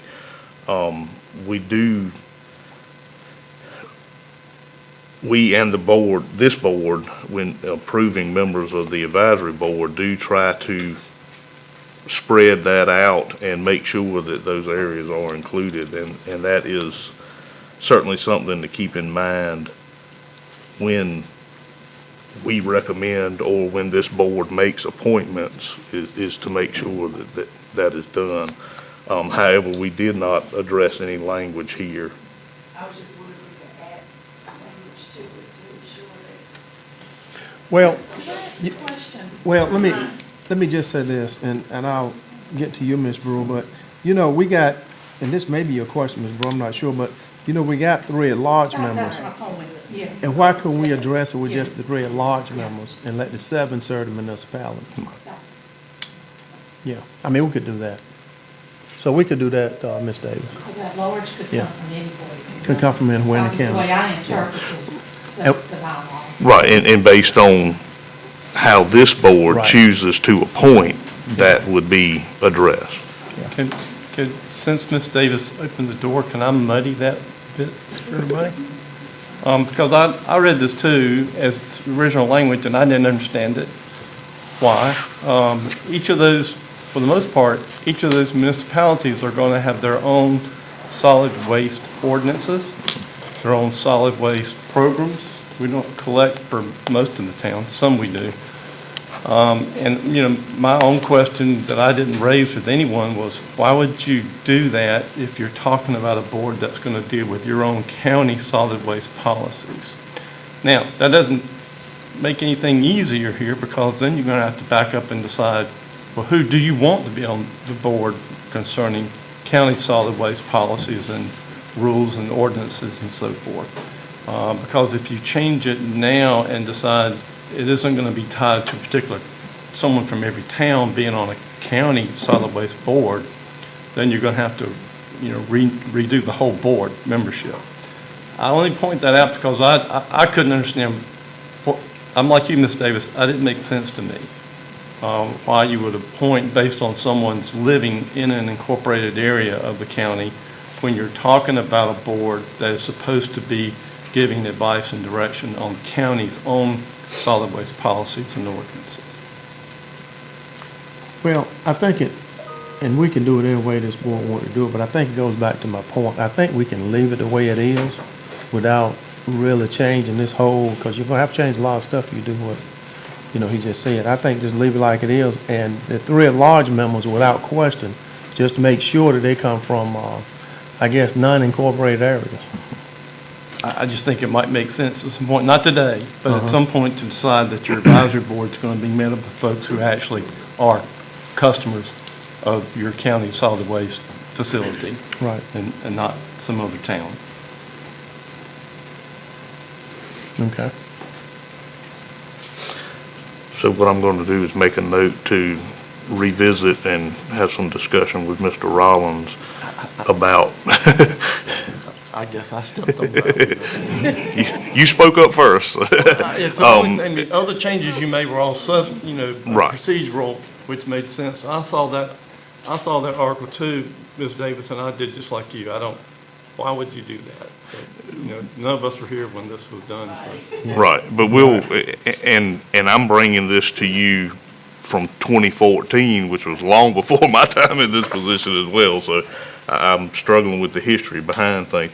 But we certainly as staff can revisit that section and bring forward some proposed language to the advisory board and then to you to address that concern. What is the attendance of the advisory board right now? Is it well attended? So when we were meeting to discuss the renewing the contract for Unity or for whoever we chose to provide, it was. But historically, looking back, unless there is significant activity of that nature, it has not been well attended, and it has been difficult to even get a quorum to conduct any business. Even this that was proposed beginning back in 2014, this document here, one of the reasons that it drug on so long was a lack of ability to hold a meeting. So. Is that part of the reason why you also included the Public Utilities Director to serve as a voting ex officio member? Yes, sir. Okay. To help with establishing that quorum to even be able to conduct the meeting. Right, okay. All right, anything else, Commissioner? Okay, so I know Mr. Williams got good direction on that, so. Appreciate you. Thank you so much. Didn't mean to overlook you a few minutes ago. Oh, no worries. All right. Yeah, I actually do need you to approve these bylaws. Okay, all right. Can I get a motion for that? So you don't want to wait till you bring them back and do it? No, sir, we would, so this is the seat of the pants judgment here, but I would feel more comfortable with, if the board chooses to adopt these revisions as presented, Okay. and then staff will work to address the concern about the Membership. membership All right. representation. With that being said, can I get a motion? Okay, motion by Mr. Smith, is there a second? Second by Ms. Johnson, any further discussion? All those in favor say aye.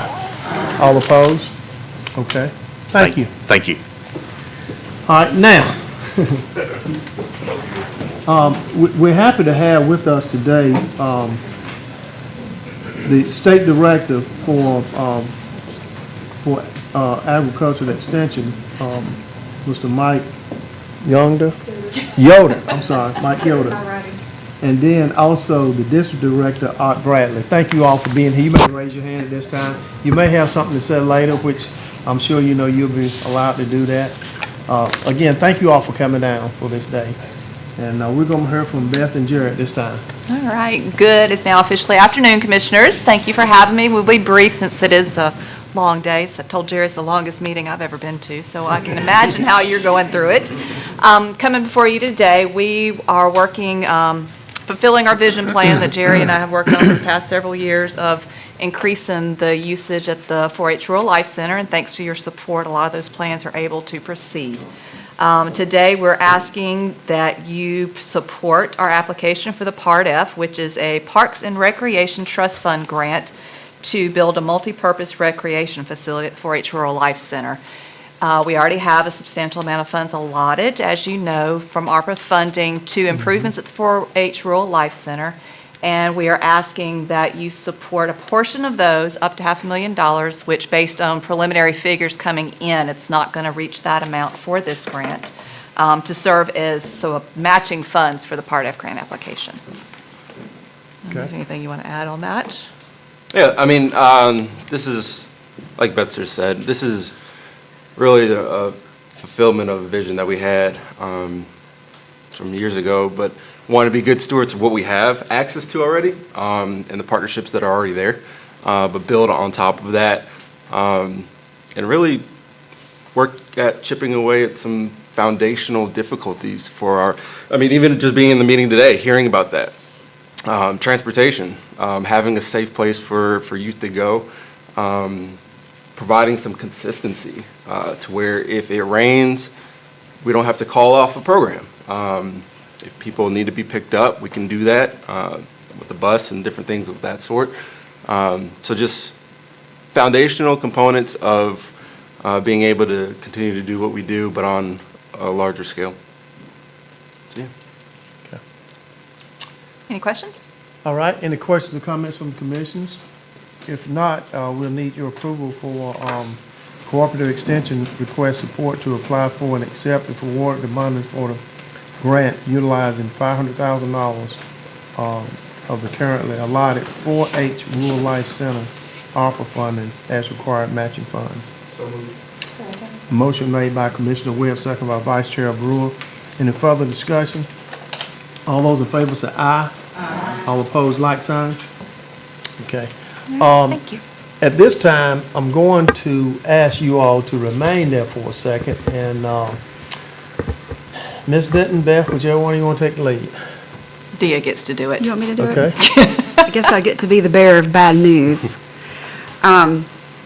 Unfortunately, Jerry's going to be leaving us. See? Y'all got the tissues out?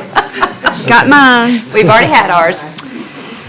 And I'm not going to put you on the spot too much about your reasoning. I'm happy to say it's primarily not due to his work here. It's more about being at a new place of employment in closer proximity to your family and to be able to be more present for them, However, you all have placed a tremendous emphasis on our youth in this county and recreation, and I'm trying not to cry.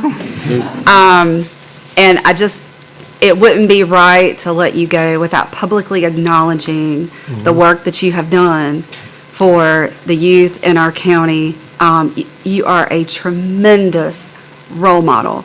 And you may not realize it, but there's somebody sitting out there right now that came and has sat here almost 3 hours, who really respects the work that you've done and would do anything you asked him to do. And you don't see that every day.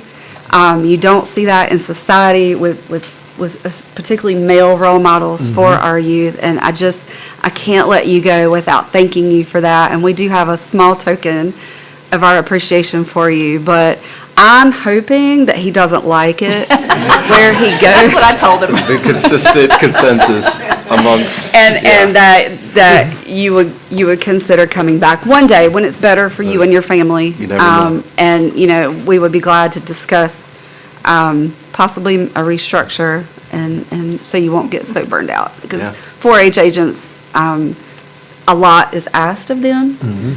It's days and nights and weekends and time away from your family, and I think we can understand that, and you have a young family.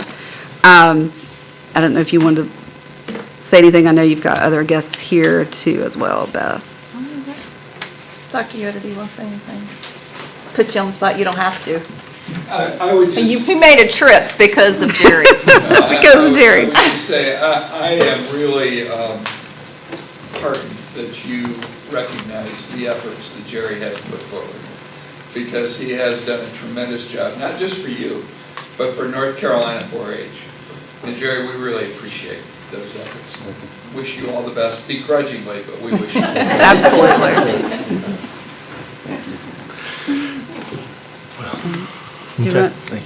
Did Art want to say anything? Do you want what? Art, Art, would you want to say anything? Art doesn't want to say anything. Yeah, Sure. I do want to say thank you, Jerry, so much for everything you've done for 4-H and here in Halifax County, and the attention that you've brought to youth here, and the inspiration that you provide for him. Thank you so much, Jerry.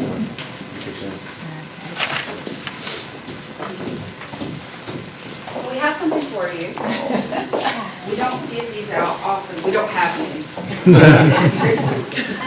But this throne was so many years ago, and it really shows all of these significant landmarks in Halifax County. And this is how you're not going to forget all of these cool places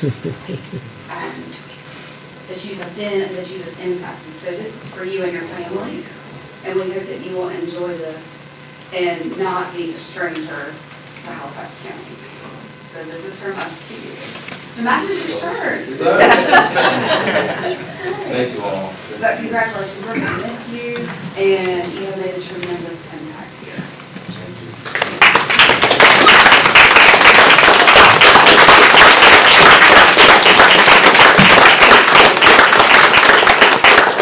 Jerry, you can use that throw while you're watching the Cowboys play. Use it as a tissue. Yeah, I didn't have your faces last time. You two gentlemen, come on up and take a 1, picture 2, with me. Y'all come on up. 3. Thank you too. And Beth, you too, come up there. I know, Beth, you don't like to take pictures, but you take them. How did you know?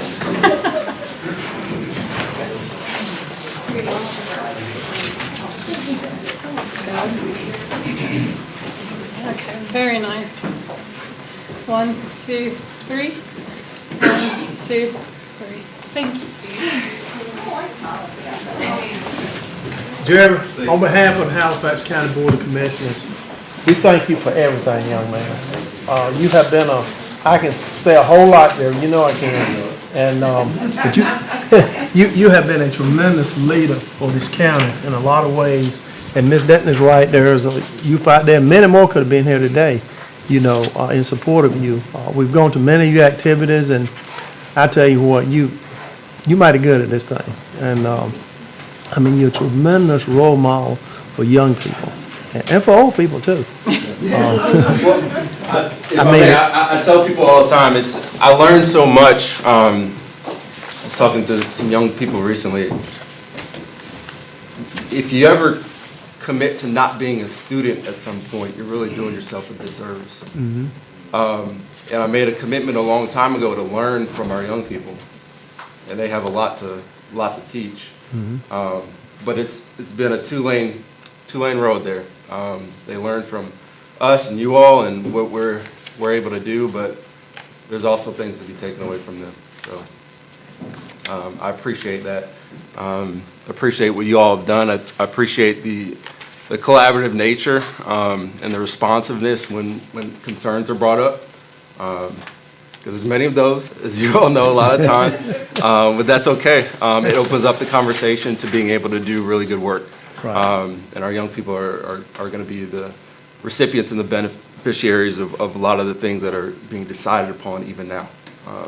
So I appreciate the opportunity to serve. I use that word very strongly, to serve, because there's no service without sacrifice. And yeah, so I appreciate you all. Jerry, part of the words is, just remember that this 66-year-old county commissioner told you that you always got a home in Halifax County. Yes, sir. Thank you so much for a job. Thank you all.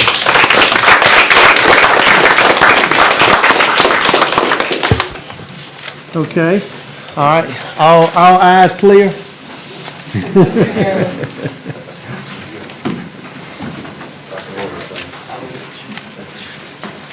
We're going to hear from our finance director, I believe, Ms. Duncan, about the proposed fee for the 24-25 fiscal year.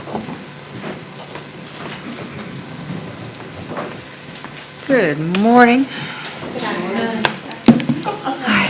My part's easy. Well, good afternoon, yes, sorry about that. It's all right. So, come before you today presenting the proposed fiscal year 25 fee schedule. You have both the redlined version showing the departments which have indicated changes in their fees, and then you have a clean version. We have representation from the departments here to answer any questions that you may have regarding these changes. So we always adopt the fee schedule before we bring you the budget, because then the budget's based upon the fee schedule. So I hope you've all reviewed it. Do you have any questions regarding the fee schedule? Glad you pointed that out, Ms. Duncan. Any comments or questions from any of the commissioners? Okay, if not, I'll so need your motion for the adoption of the 24-25 proposed fee schedule with the proposed changes. Motion by Vice Chair Brewer, is there a second? Second by Commissioner Webb. Any further discussion? All those in favor say aye. All opposed? Okay. Thank you, Ms. Duncan. Thank you very much. Do we have any board? We don't have any board appointments, do we? Okay. Let's skip that part then. Okay, we'll hear from Ms. Scott, Economic Development Report. We don't have any board appointments. Good morning, everybody, or afternoon now. That is a first. I'm going to be really brief because I know you all have a busy day ahead and lots of other things to do. And when you know, this does, there we go. Psych. Everybody see that okay? So I'm going to just get right into it and try to be brief with you. Our economic indicators are still in a positive place. Our unemployment remains relatively low. If you look at currently is 5.3% compared to 5.9% a year ago. Our building permits are, right in line with last year, and our retail sales continue to be robust, still at that high level, over 68 million, which are really good.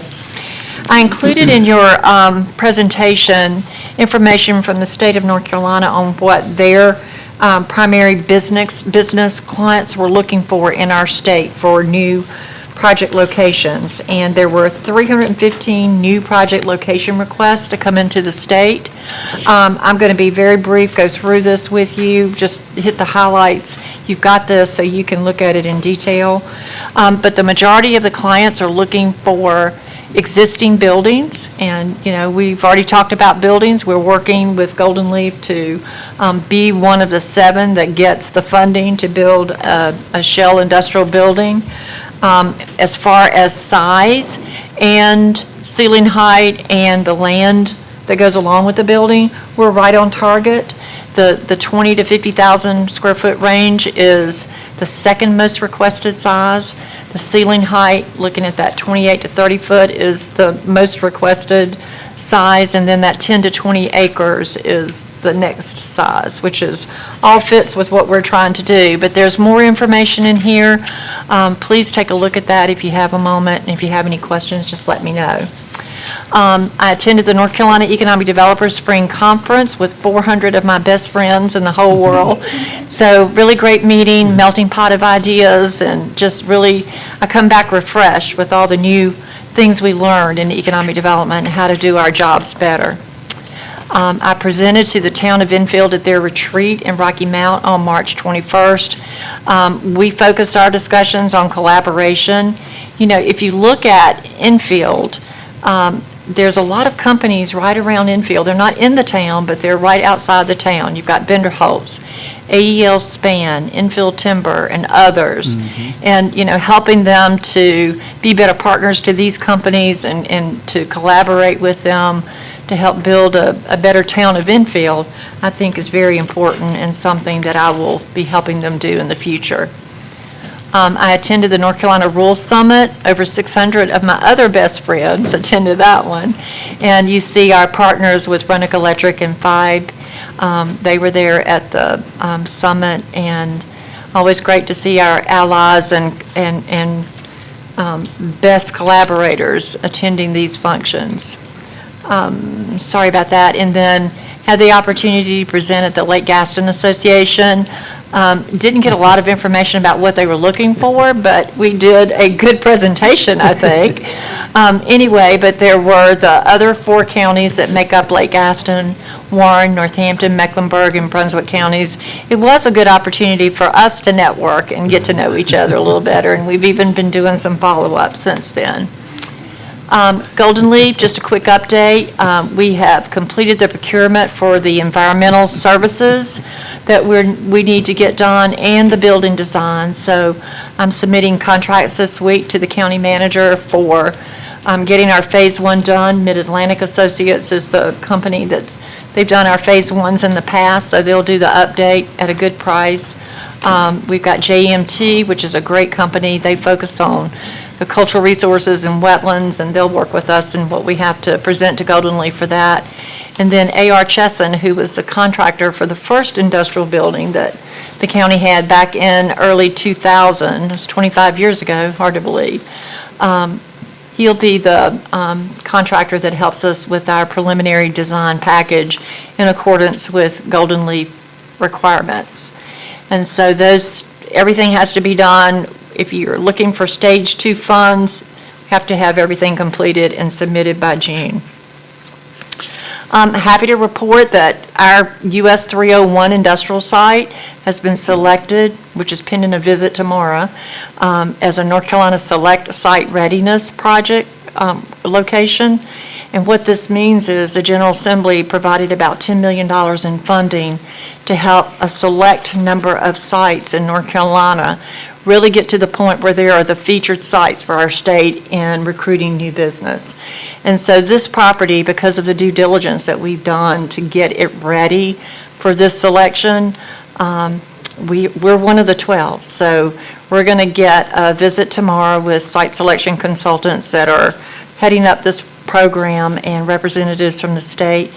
And what it means is the few things that we have left to do to make this site really stand out, like an access road to the site, those funds from the General Assembly could be used to help pay for that. So really a great opportunity for us. There's not much left needed on this site. It's a great heavy industrial site. Things are going well with Roseburg, Stella Jones, and our other companies that are under construction.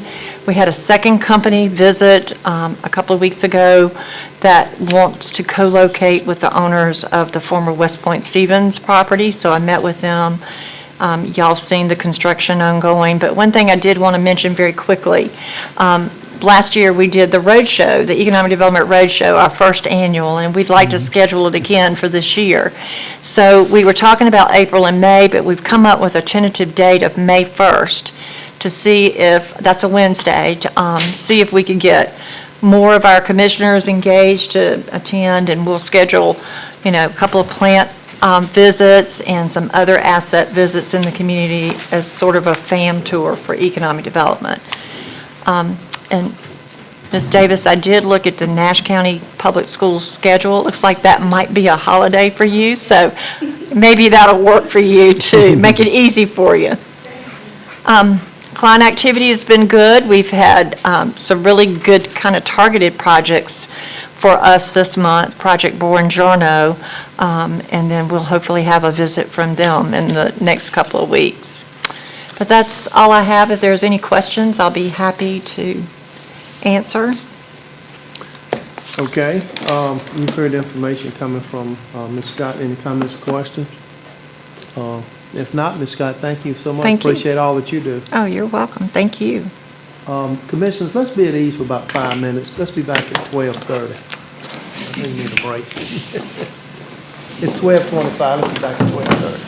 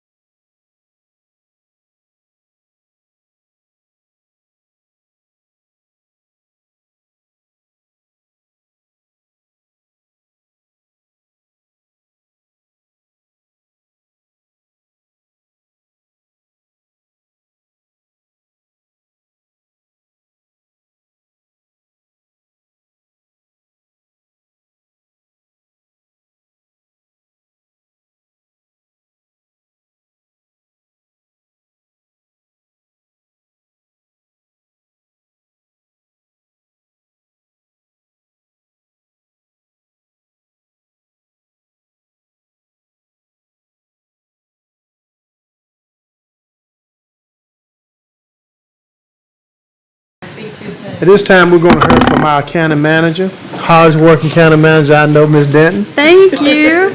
Good afternoon, everybody. I'll try to be brief. I know it's getting late. I have 2 items that were in your agenda materials and then 2 more that were in your weekly update. The first one is a proclamation to recognize the 2024 National County Government Month, which is every year in April. The theme this year is Forward Together. Would you like for me to read the proclamation? It's up to you. It's in the packet. Commissioners, y'all okay? I mean, okay, all right, that's okay, you don't have to worry about it. Okay. We read it, it's in the packet. Just request your approval on the proclamation declaring April as National County Government Month. Okay, can I get a motion? Motion by Commissioner Davis, is there a second? Second by Commissioner Smith. Any further discussion? All those in favor say aye. All opposed? Okay. Okay, the next item is a grant project ordinance for the SEARCH grant, and I'm going to tell you what SEARCH stands for in just a second. Special Evaluation Assistance for Rural Communities and Households Grant. As you know, we received this grant in the amount of $149,520 from USDA Rural Development. This will fund a preliminary engineering report and an environmental assessment in the Meadows Sewer District. We have the funds now, we're ready to spend them, and this will allow us to track those spending. And we're ready to move forward with Tetra Tech. We just need this grant project ordinance adopted so that it can be tracked internally. This is outstanding. Motion by Vice Chair Brewer, is there a second? Second by Commissioner Johnson. Any further discussion? All those in favor say aye. All opposed? Okay. Okay. The third one was in your weekly update, and I'd like to invite our Deputy County Manager up. You're going to discuss that, right? What's that? The Recreation Partners. I'll give you a preview while she's coming up here. This is your annual Recreation Partners program that you all have funded for many years now. And we met Friday, I believe it was. Thursday. Thursday. We were off Friday. It was good. We were off Friday, thank goodness. To discuss the applications. Good afternoon, everybody. So you have a report in your agenda packet, and you'll see that we received a number of good applications for a wide variety of programs, most of which were addressing youth recreation. I had a great committee, as always, with Commissioners Brewer and Johnson serving as your representatives, and the county manager, county attorney, and finance director joining me to discuss each of these project applications. So we have selected a few projects to be funded this year. As you know, our total amount is normally $30,000.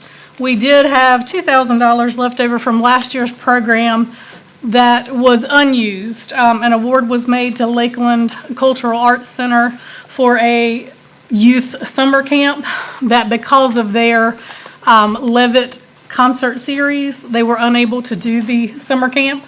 So we went ahead and awarded $2,000 extra this year to get that cleared out.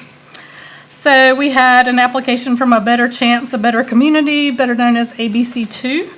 And they are going to be doing a summer camp that will touch over 150 youth at the Dawson Resiliency Hub, which is located outside of Scotland Neck. So that project was funded. Brian M. Simmons Scholarship Foundation, you are all very familiar with them and their work.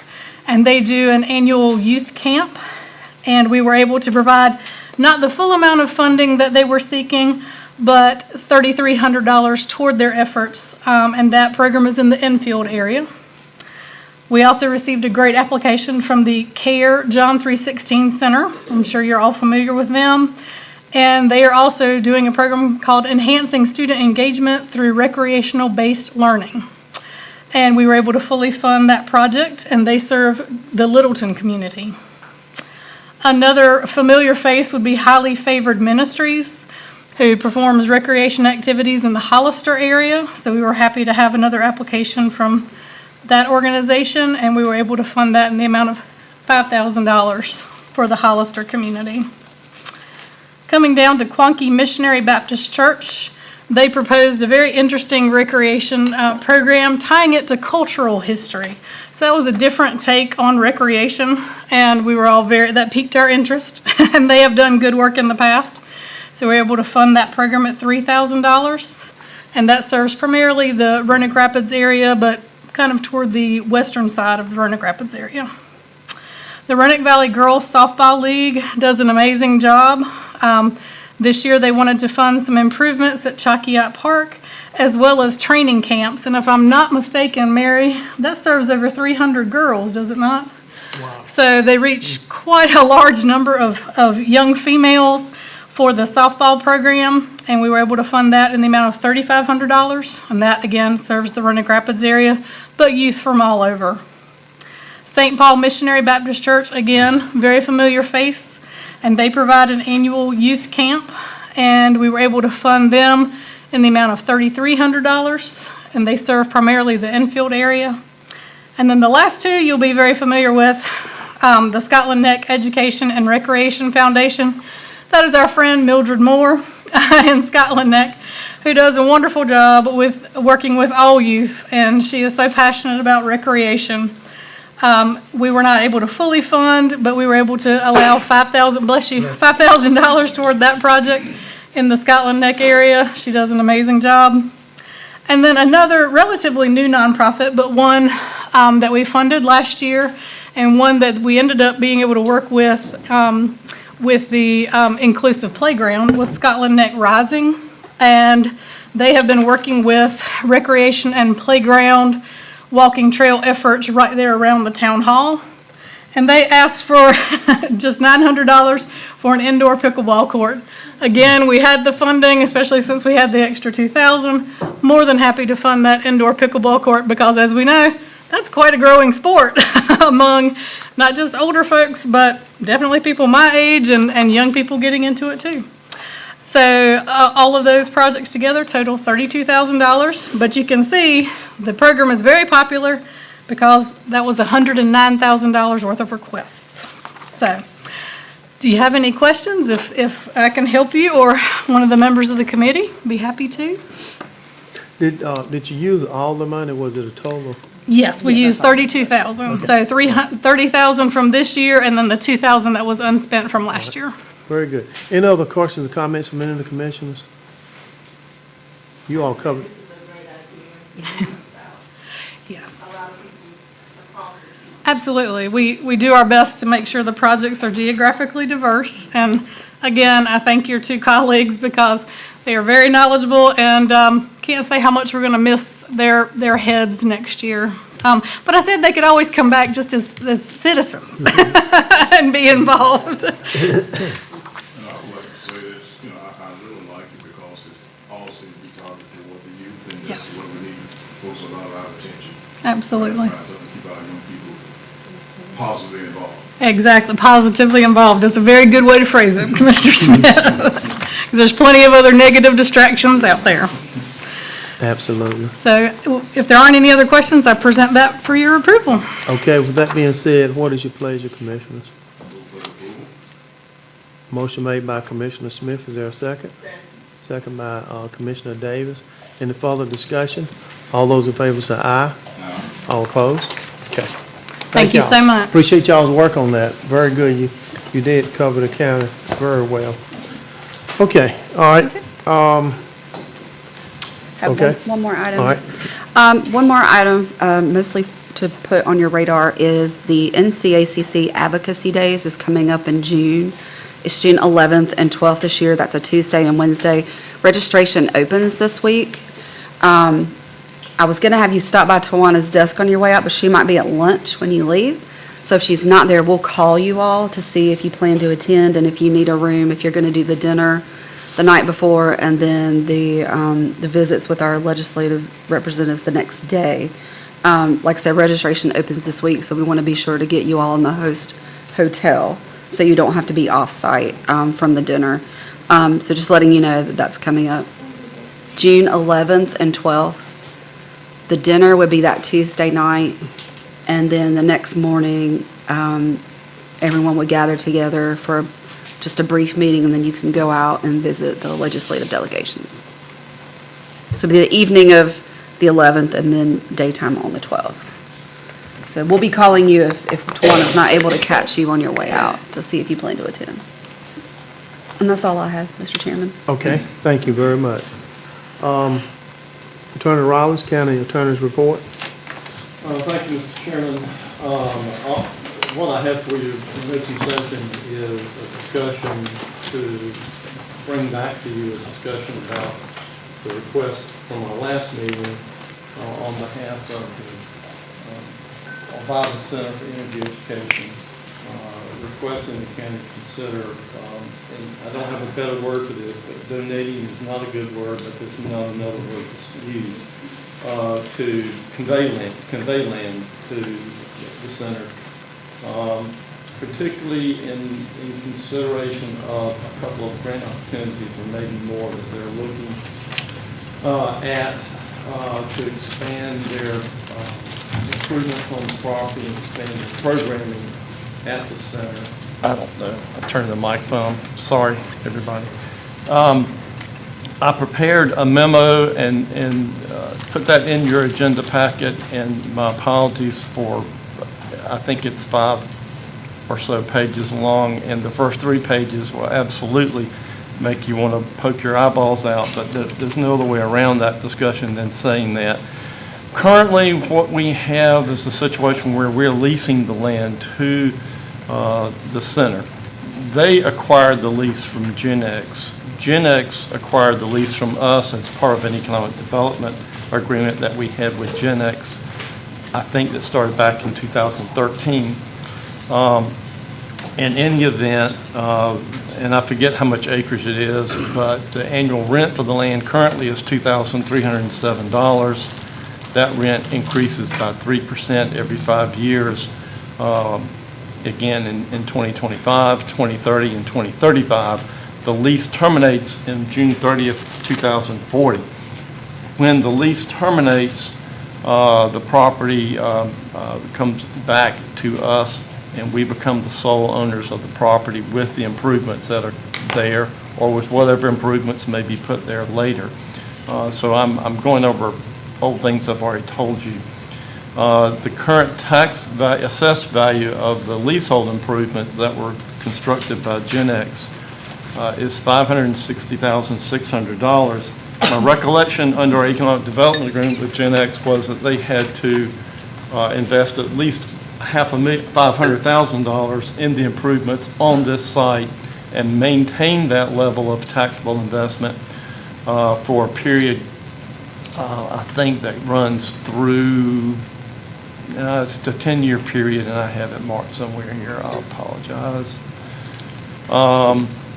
I believe that through June 30th, 2025 is how long they have to maintain that level of taxable investment. When the lease was assigned by Gen X to the center, we required that the center, as a nonprofit organization, not apply for a property tax exemption until that 10-year commitment period by Gen X was over. So it would be 2026 before they could make an application to Mr. Lynch for a possible property tax exemption. So that's where things are now.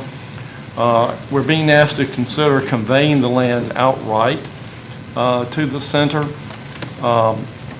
And if your intent, if you plan to do that, we needed to discuss what your authority would be or might be to do that.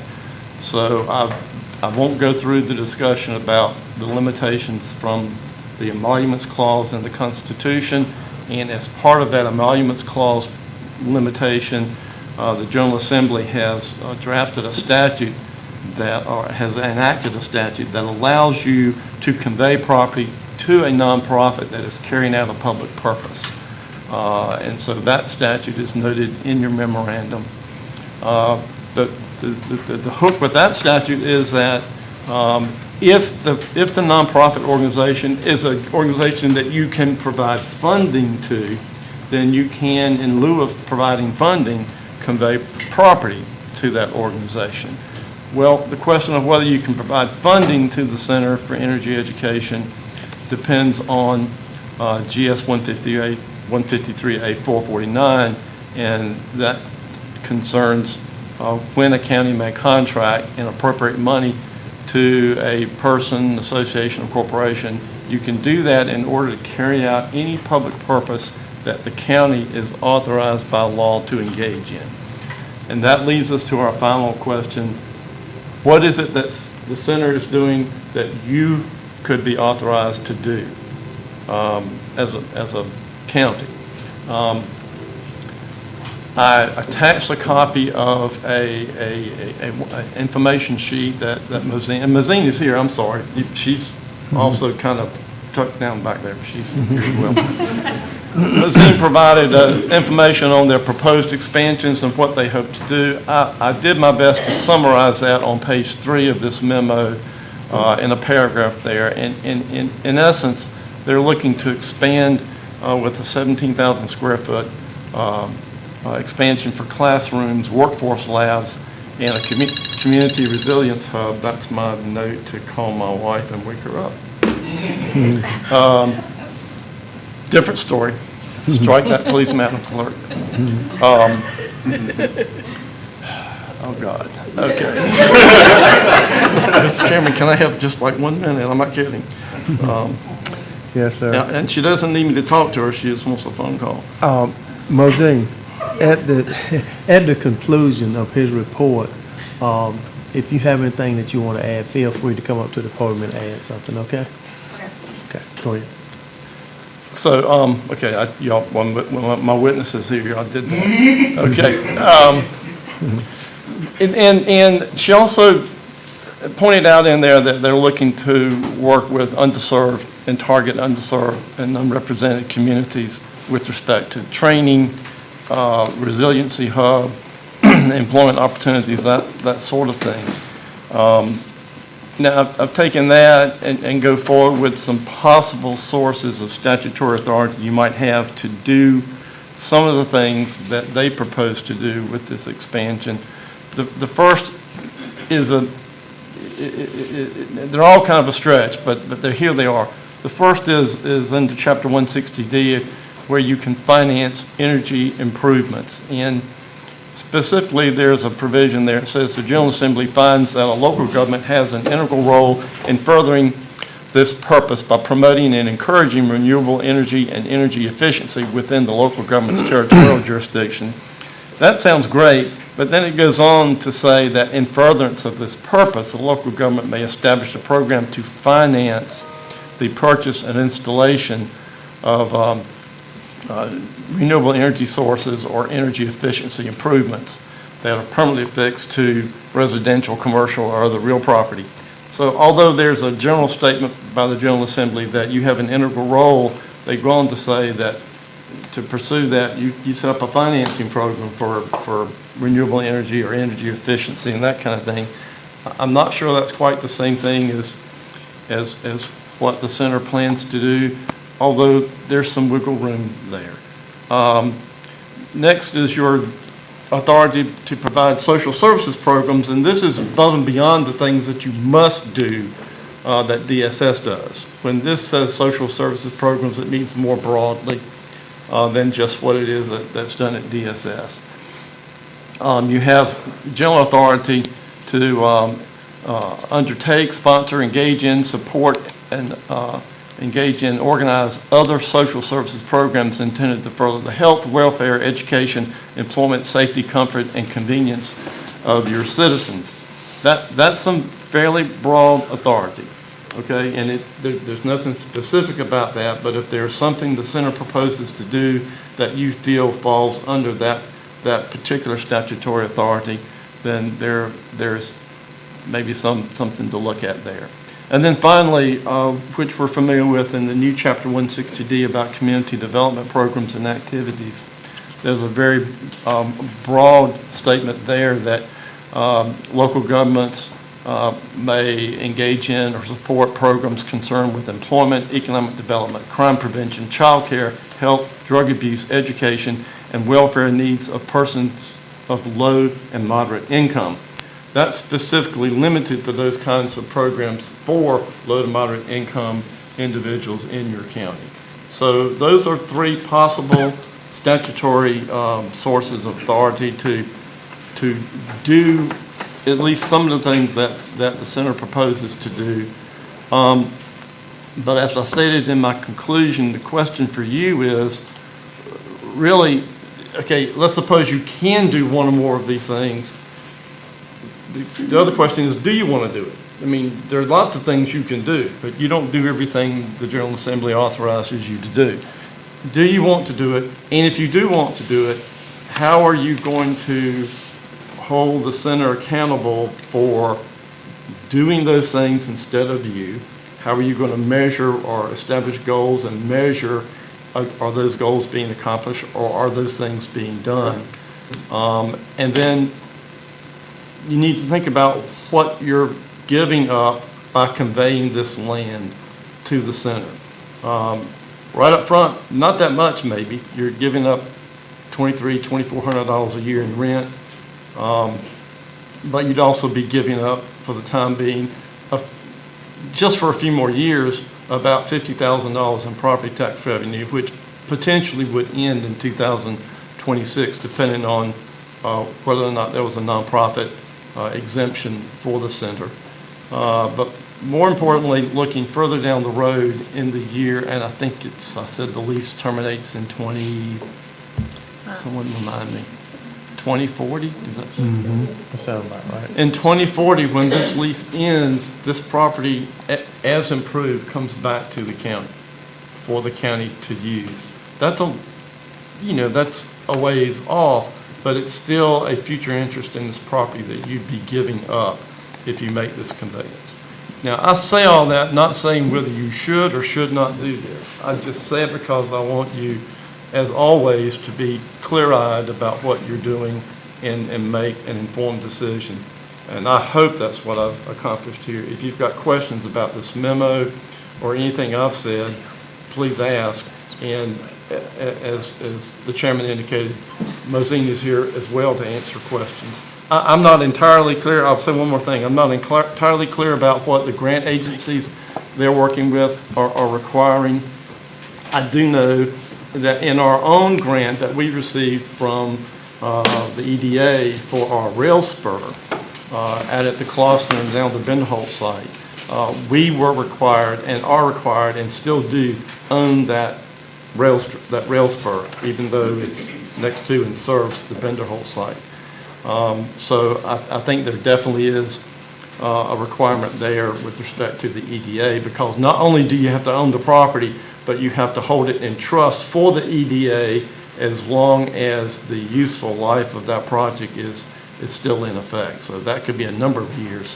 I can't speak to the EPA grant.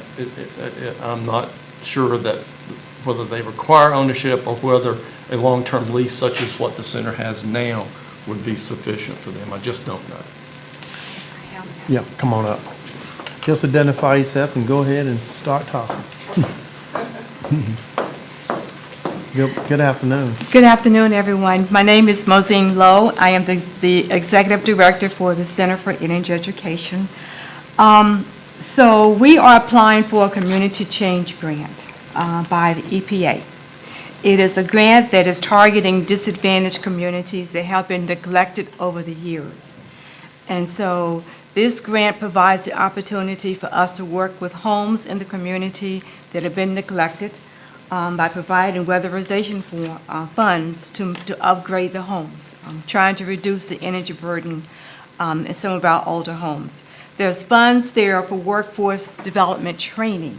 So we want to be the hub for Eastern North Carolina, that we have the facility to train people in our communities to become EV technicians, charging station technicians, solar installers, energy auditors, all of these jobs that we know are coming to this area because of funding from the Department of Energy. So this is a community-based grant, and only nonprofit organizations can be the main applicants. HCC is our partner, along with NC Works. And so our plan is to train plumbers, electricians, HVAC folks to have the skills to address the needs that are present in our communities. This grant says that applicants must demonstrate that they own or control the site where a project will be performed that they will have legally binding access or permission to the site so they can perform the project. That's the requirement from the EPA. So I've quickly talked through this 3-year funding opportunity, but in a nutshell, we want to provide workforce training under the umbrella of clean energy to Halifax County, surrounding counties over the years, and then the region. May I speak? Yes. I sit on the board of the college, and at present, we are expanding the plumbers, the electricians. So some of the things you mentioned can be found there already. Am I correct? I mean, we just had a meeting last week, and they were some of the expansions that the college is actually working on at this moment. Yes, so in this funding opportunity, we have set aside $600,000 for HCC to enhance their plumbing, HV, electrical, and there's another skill trade in this program. Okay, all right, anyone else? Or you Let me ask one thing, based on, Ms. Lowe, what you just said a few minutes ago. I think you said, I wrote it down, that you have to indicate on your grant that you either own or control. Yes. Okay. So, is that an either or? Is that an option? What is it? Well, these are their exact words. If they're going to give us money to construct a new facility, then they're investing a lot of money to do this. And so they need to be sure that they don't lose their investment. So we need to say that, yes, we have control or permission, or that we own the land to construct this facility. So can we, in the grant, can we just focus on the word control, erase own? That is a possibility, yes. Absolutely, yes. And would a lease, if that can happen, would a lease not suffice for control, as you all are leasing the property now, and control what happens there? I think it's the owners of the land that would need to say in writing that the center has permission to construct this building and to have access to the building over time. These are my interpretations. So but without looking at our current lease, I'm fairly confident that you already have that authority under the current lease. Well, what they said to me is that I would need to provide something from a board meeting that would say that the center has permission to house this facility on our site. Now, I understand what she's saying, I understand what you all are asking, but I'm playing devil's advocate here. You know, on down the road, what if something happens? And, you know, and then, of course, you're talking about, and you know, real estate, you gotta have land and the building. Right. That's what makes real estate, is really the land. And, so if something happens down the road, then what happens? I mean, do they pursue taking the building? And I'm just, you know, I know Sure. everything's gonna be all right, I'm sure, but I'm just saying that you just gotta kind of look at those things. You know, Yeah. what if? So I think, you know, I don't know, control is one thing, but I think, you know, ownership would be certainty. I don't have any doubt that when the language says own or control, by control, they mean a leaseholding. I have no doubt that's what they mean. The question is going to be whether there's something that we need to do as a board to protect our interest in the property under the terms of what this EPA grant might require. I explained earlier about the EDA grants. I know that they are very interested in having, I know when you get an EDA funded grant, you cannot put a mortgage on the property. It's them and just them. And we would need to know, I have every reason to believe our current lease is the basis for them being able to qualify under control of the site, but there may be some amendments for things we need to do that protects the county's interest, as you alluded to, in the property. If something were to happen and the property stopped being used for the purposes of the EPA grant, then what happens? So that's a discussion. It may well be that there's not a whole lot you're being asked to give up here other than maybe tweaking some things that are already in the lease in order that this EPA community change grant can come to fruition. Because, you know, at the same time, I want to say too, did you finish the turnaround? Yes, sir. At the same time, I mean, I think you all, as a board, I think we need to kind of look beyond a lot of these. I mean, the Center for Energy Education provides a lot for our community. I mean, they do a lot for our community, do a lot for the youth. They do a lot in interacting with other counties. You know, I mean, they just do a lot. And so I think, you know, I mean, they're just not an organization in our community who just sit back and just kind of, hate to say this, and I don't know how to say this, but just kind of look out for themselves. I think they do what's in the best interest of our community, and they do a good job at it. But anyway. I appreciate that. And we are a community-based organization, and there are other funding sources that we are pursuing to support this lab. The question of ownership will come up again. We've talked to folks at the state credit union, employee credit union, and that question is on the table as well as EDA. So who owns the land impacts a lot our discussion with funders. I think you all do a wonderful job. You're amazing with your activities. However, I think it's a big ask to ask the county citizens to give up this piece of property.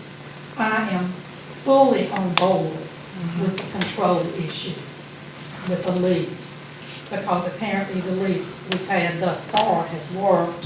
And if we can use the word control to, as Glenn said, as our attorney says, you know, further enhance the lease agreement. But I think this is one of the hardest asks I have had since I sat on this board, is to give up this piece of property that is already worth over $500,000. And that's just my personal opinion, because this is the taxpayers' money that we're discussing here today.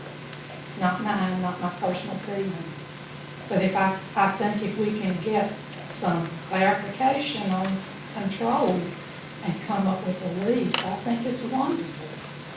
We would have no control, no getting in your business with meeting whatever your criteria is if we have a lease, if I understand it correctly.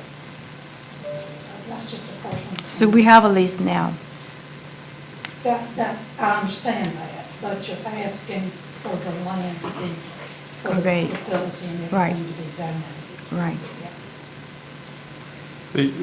What has to happen, and I think there's no way to avoid this, but whoever you're having discussions with needs to have discussions with the county manager and the county attorney. I think there's a workaround here, but we aren't going to be able to know that if there's a gap between the communication about the property owner versus the tenant versus the grant agency. If all three can get together, at least with this grant, there's probably something that can be done that doesn't involve the county giving up anything. It's already in place from what I'm hearing so far. So that, you know, it's about as plain as that. So, Ms. Lowe, is there any way that you could, I don't know, is there any way that you could have someone from the agency or those agencies to have maybe a Zoom call or maybe a meeting with these two and you as to what, you know, as the attorney's concerns are and how we can address those? Because, you know, it's no doubt in my mind, this board wants to help. I really truly believe that. I mean, overall, I think that, well, no question, I think all of us want to help, but how we get to that may be different. So do you think it's a way you can arrange that? I'm sure I can, but it sounds like that the board is not in favor of conveying the land. You'd rather pursue the lease route? Am I understanding? Well, I really can't answer that without us taking a vote. I mean, I've heard from some of the members, and some of the members I have not. But as far as whether we want to do the lease or convey the land, I'm really not sure without taking a vote. But, I just think that the way it is now with the lease, that would be some type of control, like Attorney Rollins was talking about. And if it's a way that we can tweak or do other things as it pertains to the lease and as it pertains to more control in the county's interest, then, maybe we need to kind of look at going in that direction. That was why I was telling you maybe there's any way, and I don't know exactly who you need to set up the meeting with them. I guess you're going to be applying for grants with different ones, and So, go yeah. ahead. So if we decide to take this route, the county would be the owner Right, of this new facility. based on what No more than it's the owner of your current Right. facility. We're not until the end of the lease. Right. You have, as it is right now, before the assignment with Gen X owned the leasehold improvements. That's why Gen X is paying property taxes on those improvements. And that's why I said we've almost got the perfect lease already in place to do what you want to do, because future improvements would continue to be owned and the responsibility of the Center for Energy Education. At the termination of the lease in 2040, when the lease ends, then the property reverts back to the county, which I said this last time, which is exactly what the county bargained for when they bargained with Gen X in this economic development. This was part of an entire package where Gen X is leasing hundreds of acres for a solar farm. Right. And part of the ask back was that you take this property, you build a Center for Energy Education, and you put at least a $500,000 capital investment in it. And that's what the county got out of that deal. Now, Gen X created a nonprofit organization, which is your organization now, and they're still committed to that. And the ask here is that the county give up what it got in that economic development agreement. And my whole point here is that giving that up, we've got to have authority to do the things that you do out there. Mm-hmm. It's as simple as that, and as complicated as that. And if this can work under the current lease arrangement, there's really nothing that commissioners they don't have to go looking for a way to authority to do this. They've already got the lease in place. Okay.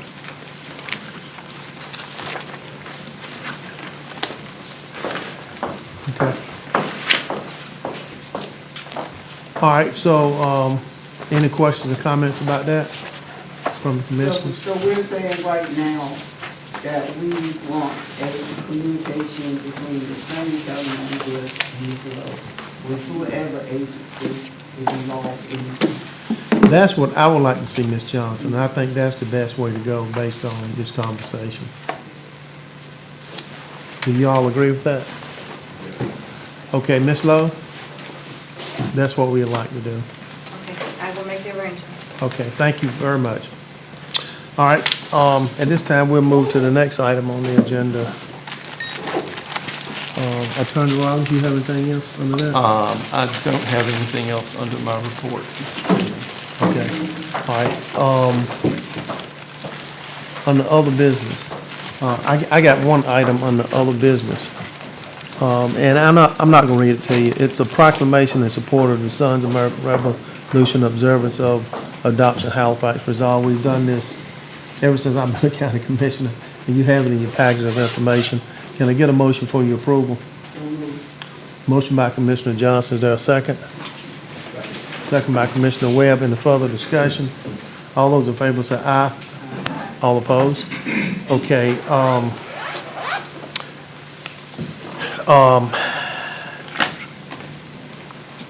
I'm gonna address that when we come out, closed session.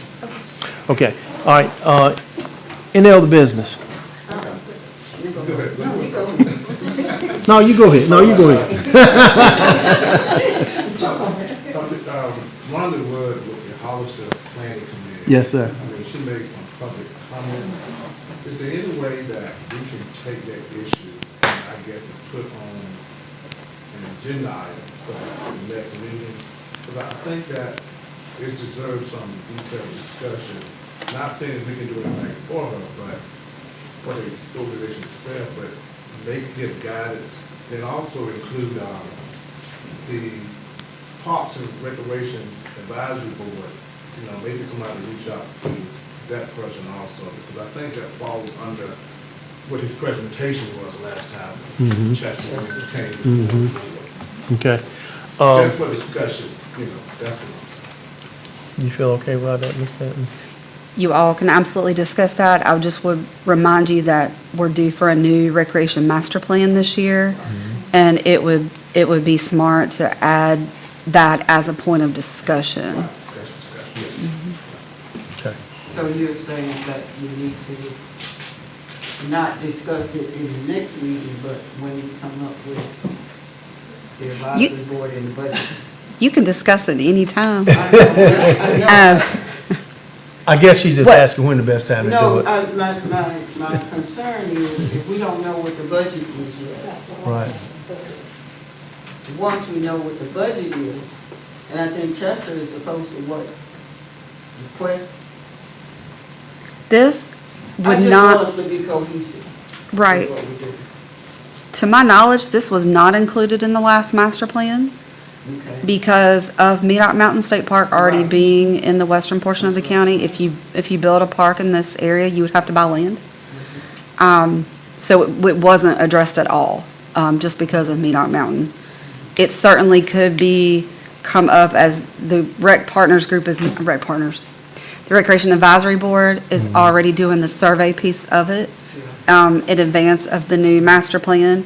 We plan to have the plan budgeted in this next budget to pay for a new plan. So that is where we're at now, but the money would be available with the new budget year. Just for discussion. Yes. Yeah, that's what. Oh, sure, y'all can discuss, absolutely. Okay. All right. What would you like for us to prepare? Basically, I think the main thing is just questions to you guys. Of whom? Of staff? Of? Basically, you and probably the attorney. Just detail. About the county building a park and, Yeah. I can certainly add to that. You all know how I love to read statutes. That's right. And tell you what to say and don't say. There'll But be statutes. we can certainly add to that what your authority is Right. and how you participate in recreation. That's right. Sure. There are certain Okay. ways, We can things do you're that. allowed to do, certain things you aren't. Exactly. I'll never forget the day someone asked for money for Little League in Roanoke Rapids, and I had to say, sorry, y'all can't do that. That's right. But that kind of question. Yeah. Okay, I had one. yes, ma'am. First of all, I want to focus on this newsletter. Mm-hmm. It's just absolutely wonderful. Mhm. And so the young lady behind me, that is the originator Yeah. That's and right. author of this, just want to commend her Mm-hmm. on a job well done. And the other thing, I was unaware of the fact that Mr. Qualls had passed. Mm-hmm. Do we have any other information on that, when the services? No, will be or anything? No, ma'am. I checked on it this morning, and as soon as I find that out, Commissioner Johnson, I'm gonna pass it on to the manager and ask her that she send it out to the commissioners and the staff and everyone who could be interested in it. Yeah. But I checked on this morning, no word as of now. Also, I don't think it's anything wrong with that discussion about what Ms. Rudd presented this morning. I think Ms. Denton has got a point about it falls under Parks and Recreation. And we do have something in mind about going forward with that. Part of going forward with that is leaving Halifax County, and, as of this morning. And, but, going forward, it's gonna be something else in place. But, it's going to, it's just gonna take, bringing the entire county together. It's not gonna be just about Hollister, and it's not gonna be about Roanoke Rapids, it's not gonna be about any particular place. It's gonna be about the whole county and bringing the whole county together. And we all know that. But I think it's a good idea to just talk about it and see what we can do. Okay. With that being said, is anything else on I think, Ms. Johnson, did you have something else, or that was what you want to talk That about? was it, I just want to commend her on Okay. the newsletter and we find out what we know about this Okay. clause. Yes.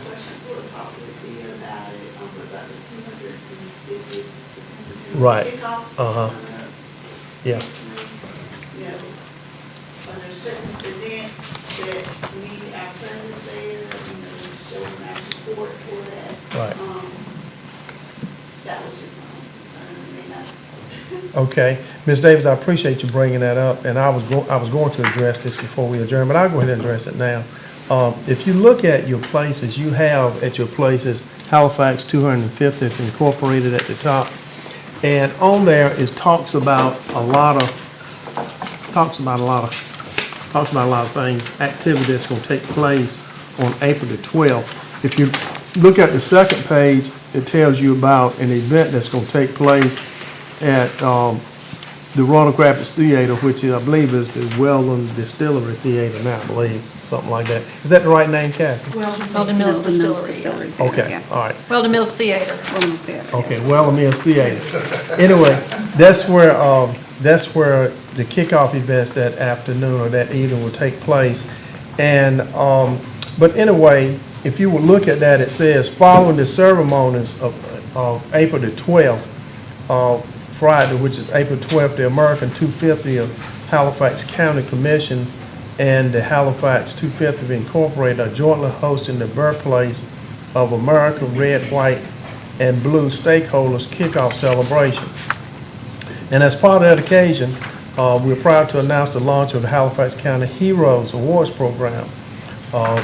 Program seeks to honor frontline heroes in fire, police, EMS, military, etc. And they have extended an invitation to 300 frontline service providers to attend this ceremony, birthplace, and at no cost to them. So it's a lot of folks that's going to be there for that particular occasion. And of course, we're going to recognize an exemplary individual for each agency as a recipient of the Halifax County Valor Award. And the Board of Commissioners have been reserved a luxury box at the Well Mills Theater for the commissions on that day. So, and for that event, you need to be there around 7 o'clock that evening, and the program will start shortly thereafter.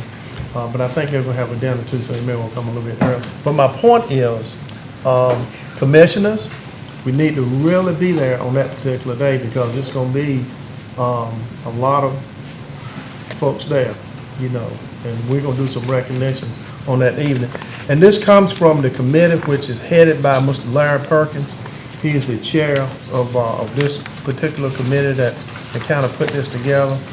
I'm kind of looking through here to see his title. But anyway, he's the chair of the American 250th Halifax County Events and Stakeholders Committee. He's the head of that particular committee.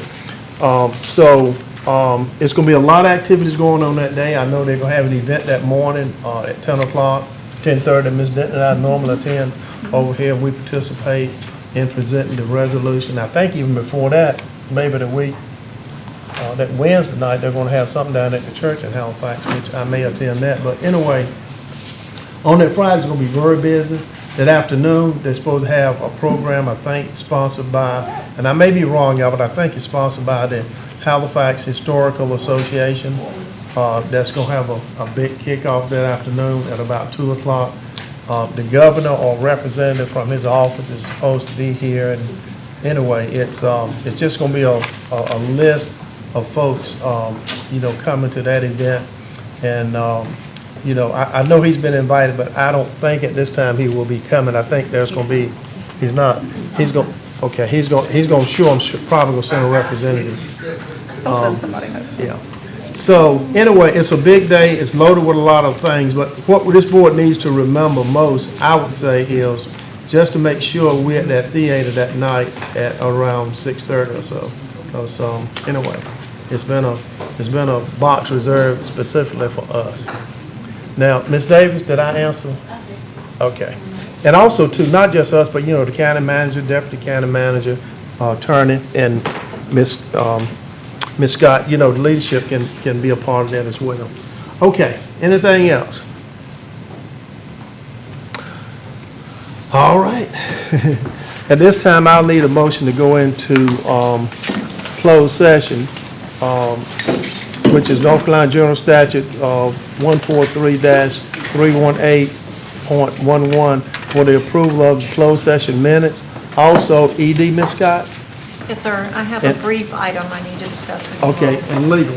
Yes. Yes. Okay. All right, so can I get a motion this time to do that?